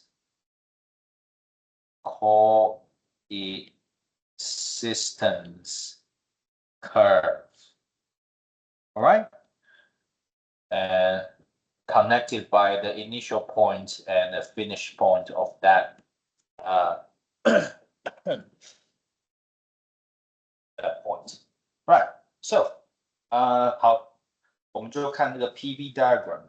那都没有讲，这是 for carbon dioxide， 就是 typical gas， 就是二氧化碳。那通常我们来解释，就是来用二氧化碳来当个例子。通常 PV 异或正氧气就是理想气体放在它的等温线会长这样，就是一个弧线，像月亮一样弯弯的。但是不准，这一定不准的。那凡德瓦的话呢，它就会变得这样子。哇，你带不同的数字进去，它就会有不同的线出来。然后它这个右半边是理论计算哦，这是假的哦，就是算出来的，用这公式算出来的线。结果你就会发现跟实验，这是左边是真的真的量测出来的结果，就差很多啊。它这边有一个平台，这边没有平台，这边反而是一高一低的。那 Maxwell 就说，其实你这个其实是它其实是非战之罪因为 classical 就是把一个东西视为一整个物体，所以说它 work 就是功加上去跟它放出来只有一次机会所以它这边就是一个窝这的感觉。然后这条线要怎么定义呢？就是这两个面积是一样的，就可以把它画出来了。那这个线其实就是这个线是一样的意义了。只是为什么现实生活中不会有这种大波浪呢？原因是因为他们是每一颗小分子，它自己在处理它的work down 还有 release work，所以它等于是一起就同时进行啊，它是可以有好几千次机会，不止千次，好天文数字次的机会，不像它就只有一次机会进跟出，它是随时都在进出，随时都在进出，所以它就会都开始维持，它会变得非常的平。看起来非常平，但是它实际上有非常多的小波纹在里面。那这就是微观跟巨观之间的差别，巨观理论跟微观理论差别。也就是说，你可以从这边看到 statistical 统计热力学是比较接近真实的。OK。Congratulations, we finished the zero intro PDF. Oh, sorry, this is good. Let's proceed. Proceed to review one. Review one.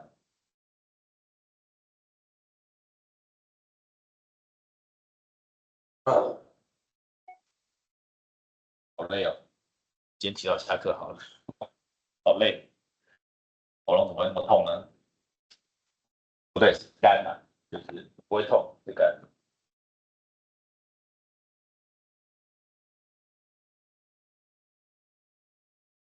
这个刚放后。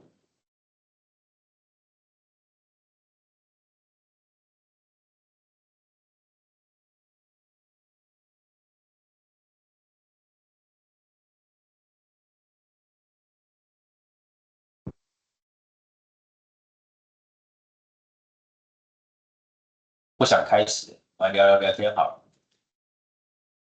那我想想看，聊什么？大家过得开心吗？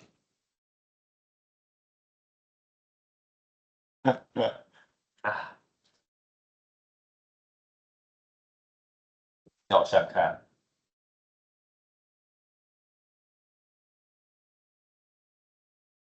没什么好聊的，我们班有代沟了。我来这边11年了，然后一开始我都觉得说，如果跟大家就讲，那上课的时候很轻松的跟大家讲一些事情，但现在又觉得好像，这个也不适合讲，那个也不适合讲，好，我现在不敢讲东西了。有什么好聊？但是我真的不想开始，好累，拖延症，好累。然后这一切都被录下来。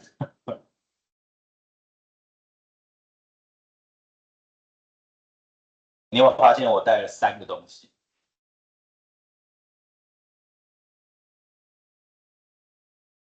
笔电，对，我每次上课都要带这三个东西，就是这样才能让我有最好的 presentation， 我的课堂这样。我这都有研究过的哦，就是一定要有完全一样的小抄，然后再把它写下来。所以你知道我一直都很想要做一件事情，我不知道哪一天可以实现，就是实际上我在美国在这个的时候，我就把它录下来，然后下一年度的时候我就播放，但是我假装我在写，然后我只要嘴巴，然后录音也在录，然后他自己发出声音来，然后我只要对嘴就好了。然后你们不知道我其实都只在那边做样子，实际上你看到的课程跟去年一模一样，我好像这样子哦，因为它可以录笔记嘛的轨迹。我很想哪天真的可以测试一下，就要看你有没有发现的，等到明年吧。然后，其实我也蛮想，我很喜欢测试一些新的东西，就例如说 AI 啊，不是有那个 ChatGPT 吗？你们有没有用过它来解数学题啊？有吧？都对吗？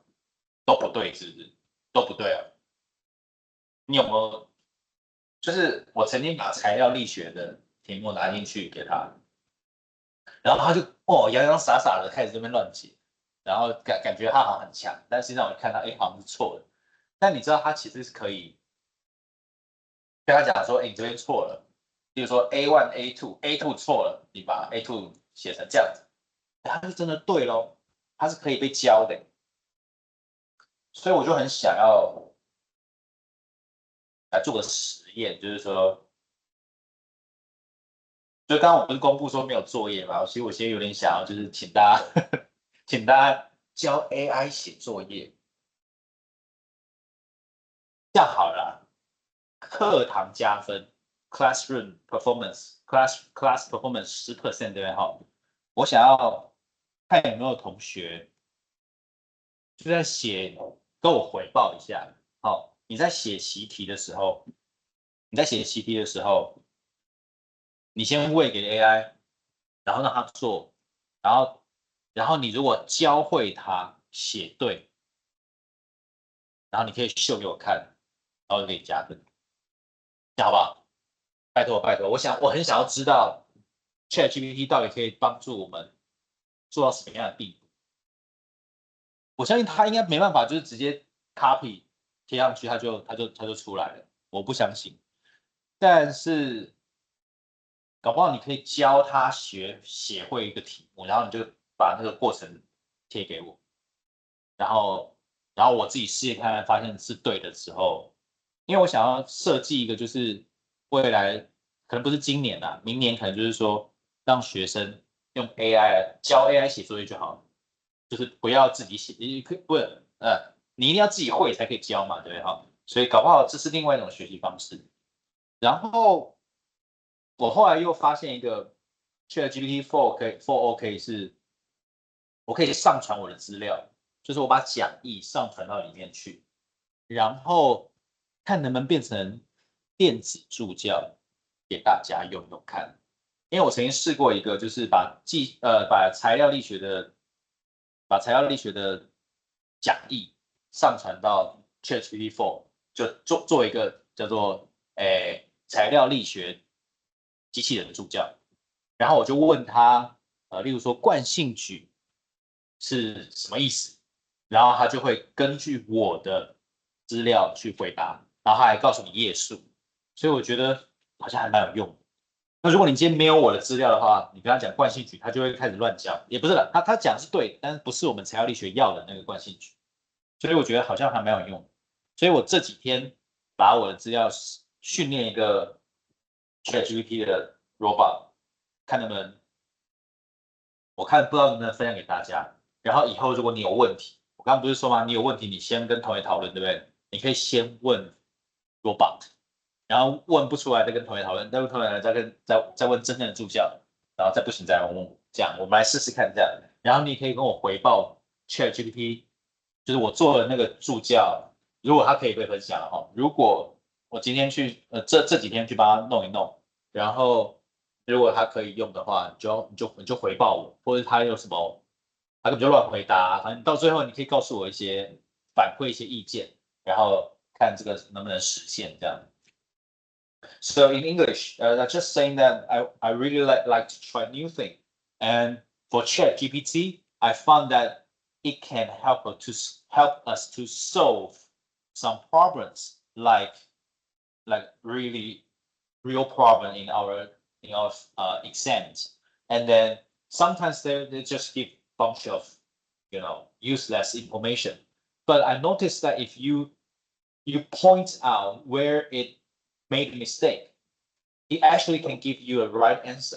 So and then just a few minutes ago, I come up with a new strategy that if you want to gain the classroom performance grades bonus, I will ask you if you can teach ChatGPT to solve a problem successfully, and you can demonstrate how you did that. I will give you a bonus. Okay, the classroom performance, I will do that. Please report to me, and I want to learn from you. So this is the first one I come up. The second one I would like to talk about is that I recently training a new ChatGPT for all robot as a teaching assistant for my course. So I can upload my handouts into that robot, and then if you add the robot terminology, it can respond based on my data. So I will try my best to create that and share with you, and please report to me if it shared successfully. I don't know if you need to pay or not because I paid. I don't know if I can pay that and share to you. I don't know. If we can do that, if you use that, please record how you think. Is that useful, or give me any suggestions? Will be welcome. All right, so that's it. 讲故事最痛苦的就是你还要翻译成。All right, so next one. The zeroth law, easy, right? If two systems are separately in thermal equilibrium with a third system, they are all equilibrium with each other. Right, too simple. You don't need to explain, right? Common sense. The first law is that the heat supplied is equal to the increase in internal energy of the system plus the work done by the system. Energy is conserved. Conserved if heat is taken into account. All right. Yeah, that's it. You can see most brutal stories here. If you eat a lot and you need to exercise, if you don't do exercise, you will gain weight. That's brutal. Alright， 好，我要讲就是第一定律很简单，就是热的变化量会等于你增加的内能，还有你输出的功。那这很简单，然后能量是守恒的，就这样。然后你就必须要你吃很多东西，如果你要维持的话，就必须要多做很多运动，辛苦，就是这样。对啊，你知道我很爱吃我超爱吃，我吃很多很多，我爱喝啤酒，我爱吃洋芋片，我爱吃宵夜，然后我就要一直运动，不然的话，我的肚子就会一直大，很痛苦。但是我又没办法不吃，所以我只好一直运动。对，就这样，很辛苦。All right, so next, just saying that I really like to eat. Eat is one of the biggest, greatest way for me to release my stress. You know, I think about a story I can share. That do you know how to say that? Of your 大肠镜啊，这英文要怎么讲啊？就是前后大肠镜。Do you know that after you grow up to get old to a certain age, you need to check your inside if there's any cancer or something. So I did that. I tried to I applied that. Before that, I need to do the diet control. You cannot eat some food that will left in your body, inside your body. So they will, you cannot see, a doctor cannot see your inside, right? Inside, right? So 3 days, you need to diet control. And on that 3 days, I'm so rage and had really bad temper because I cannot eat what I want to eat. So I noticed that food is so important for me, and that's a bad experience. So I hope when you are getting my age, you will have more advanced clinical technique to investigate that. Otherwise, it's so painful and very not good experience.我刚刚想到就是哦，我很爱吃嘛，所以我也要去做大肠镜，然后你就必须要去食物低渣饮食，你有没有听过？就你吃那个食物，它不会留渣在你的肠道里面，这样它就不会挡住医生的视线嘛，对不对？那3天我超不爽，那3天我不能吃东西，我就非常生气，而且我是没来由的生气，就是为什么不能吃这个东西？然后我那3天真的非常火大，然后我后来才发现哦，原来食物对我来讲非常非常重要，就这样。然后这不是一个很好的经验，然后那个医生不是很温柔，所以做完以后我3天我肚子都超痛，我觉得他可能是他就很用力就对了，很痛，然后我的内脏就是都在痛3天，前3天是因为食物不能吃，很痛苦，后面是真的很痛，所以我觉得。我希望你们到我这个年纪的时候，你们的大肠镜已经变得非常的进步，可能派一个纳米机器人跑到你身体里面去看一看就好，这样就不用。然后他看不到，他还可以把它这样搬开，那样就太棒了哦！真的是痛苦。Anyway， 可以看到我非常不想上课的。Right, so next one, work. D bar Q equal to du plus D bar dot means work. The work done by an external force on a gas enclosed within a cylinder fitted with a piston. This is a great example of that. So you apply the force on the piston. So F, let me remind you the F in Newton. And the pressure is N divided by m squared. And m squared is 8. So that can make the unit balance from left equation to left side of the equation mark and right hand side of the equation mark. And if you press the piston and with the increment dx, which means that the F, the work, is the force times the displacement, right? I believe you learned that in the senior high school physics. D bar W equal to F dx, and dx, F equal to PA, right? Pressure times area. So A dx is dV. Okay, no problem. So D bar W equal to P dV. Yes. Memorize it. You will use that a lot. And also we apply to, this is only the particular shape, right? But actually it can apply to any shape. This is a kind of potato. And the potato can change the shape. So the work equal to the integration.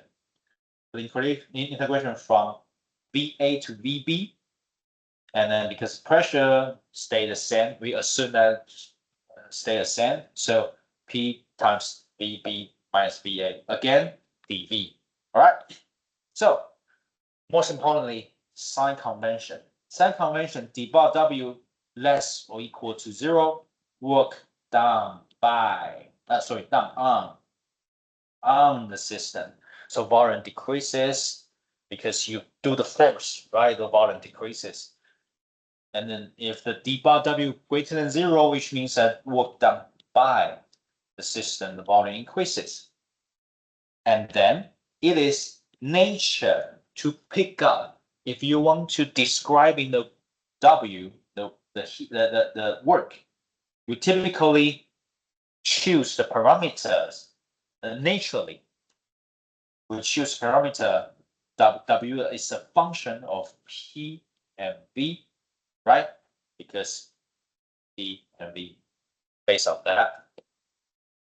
But So that's this 好，那我们就讲那个功啊，哈，那功其实在高中物理就有在讲到，就是力乘上它的位，就是它的功。那这边也是一样，那我们的力推下去，位 dx。那结果发现我们的力其实也是压力乘以面积，那我们的 a 跟 dx 就变成 p dv 啦。好，不要忘了这边是牛顿啊，它单位是牛顿，等号左边，右边是牛顿除以米平方再乘以米平方，所以可以维持等号左右边的单位平衡。那形状其实不限，它其实可以写成integration 积分的符号，但实际上就是体积前跟体积后的差距，其实也就是 b dv 啦。那这边很重要的是 sign convention， 是我们在课堂上会使用到的 sign convention， 叫什么符号的规则？那底坝 w 要小于0，那不是要小于0，如果它小于0的话，表示说你的就是体积就变小了，因为有力去压它，然后 work done on the system， 它就是你的功是对着这个系统去施作的。那如果今天系统反而把这个 work 输出的话，它的体积就会提升嘛，哈，然后它的 work done by a system。那这边可以写一下，就是说注意一下，就是说我们在平常在写 work 的时候，在描述 work 的时候，我们通常都用哪几个 parameters 呢？就是 properties 呢，材料性质呢，我们通常都会使用 P 跟 V， 很直觉的就可以看到，因为它是用这两个东西来定义的嘛，哈。当然你还是可以用别的东西来去叙述它啦，但是这样就要去经过转换，你必须要先转换成 P 跟它的关系 ，V 跟它的关系，才能去写成 W。所以最直接的关系到 W 的这个材料参数就是 P 跟 V 这样子。好 ，OK， so let's talk about various examples of work. So you see PDV is actually very ancient, old subject, old knowledges, right? Yes, P and V. So you know the work. But actually, in our nowadays, in the advanced materials, in the lab, you collaborate in your supervisor's lab. They may focus on different material, but the central knowledge are the same. For example, depending on the material or system you focus on, your lab focus on, your intensive variable and the extensive variable will be different, and your work will be different. But you can see the concept are always the same. Okay, so that's the reason why you need to take this course as a really important course in your master or PhD degree, in the beginning of your PhD degree or master degree. So you see some lab focus on film. So how to describe the work on the film? Surface tension and area. So their times and together is the work. Or cell, electromotive force charge. So you can have your own description of work. And it is because that in this application, P and V are not important. So we are not discussing this, but their work form may have different focus. So another example is dielectric material. Their intensive variable is electric field E and polarization P, extensive variables. So their work is actually EDP. Yeah, so that's it. And also let's talk about the bar means. So differential of W is inexact. So inexact, we will get a bar here. Okay, so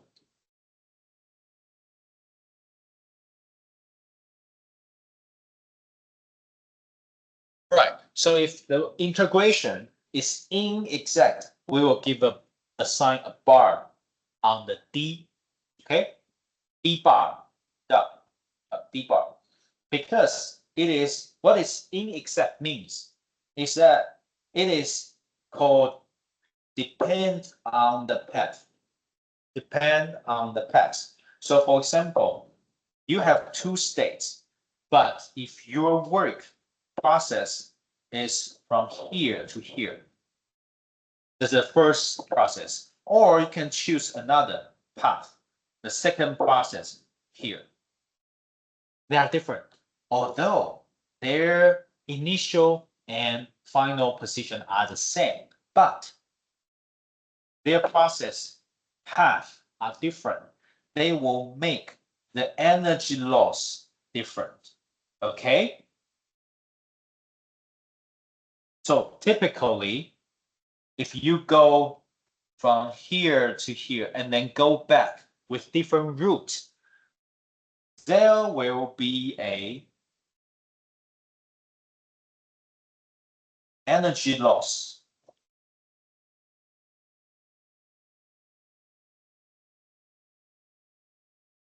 There will be an energy loss. So you see the closed integration is not zero, even if they have the initial point and final point are the same. So you see, because the PDV, the area means the work. So if you choose different work, different path, you will have different area value. So the area will has different value. The difference will be the energy loss. So it called inexact integration. If it is exact, which means that it's path independent. OK， 好，我们这边要讲的就是功有非常多个例子，功不是只有 PDV 哦，那是古早的蒸汽时代、蒸汽机时代我们在学 PDV， 但是现在，但是它的中心思想是不变的。我们的各个老师都有不同的 focus， 不同的擅长的应用。有些是 film， 有些是磁性材料，有些是介电材料。他们在那些材料上 ，PDV 就不重要了，因为他们对这些东西他通常不会改变的。但是它重要的是其他的 work。那它的 work 其实也跟 PDV 的状态是一模一样的，它一定会有一个 intensive variable 跟一个 extensive variables。那他们就是互补的，叫做 conjugate， 叫做共轭吗？哈，这种就是他们互相在交互在作用的。那所以你看这 film 的话，就跟表面张力跟它的 area 有关。那说 dielectric 的话，就是电场跟它的 polarization 有关。那 EDP 就是它的 work。所以你要怎么样给这个材料 work， 你就要透过 E， 透过 P， 就好像是蒸汽机，你要透过 P 跟改变它的体积是一样的东西。就是类似的结果。那这边顺便讲一下，就是什么是 inexact 的 bar， 只要是 inexact 的，就是不准确吗？好，就是不确定，也不是这样讲。总之，就 inexact 不要翻好了，就 inexact 的 integration， 它就要给你一条线在那个 D 上面，表示它跟路径有关。原因是什么呢 ？PDV 它是这张图的面积嘛，对不对哈？那它的 PDV 就是它的乘积那样的面积，所以说你选不同的路的话，你得到的面积会不一样啊。那所以说它是跟它的路径的选择有关的，所以你要下一个 bar 在上面。那如果你用 close 的 integration is not zero， 就是如果它走不同路的话，它是没有，它不会是它是有能量消耗的哦，因为它多了一个能量的 area， 就是面积在那边，好，所以它就是不一样啦。All right. This is an example of ferroelectric materials, actually a dielectric material. So this also looks like P and E. See, P and E, right? So this figure is actually just like a PV curve in the ideal gas. Okay, and then their movement, their energy loss will be looks in the area. All right, I guess I don't have time, so thank you for your cooperation for this very first 3 hours, and I hope you enjoy it. Well, if you have any questions or comments, just let me know. Yeah, thank you. Bye bye. See you next week.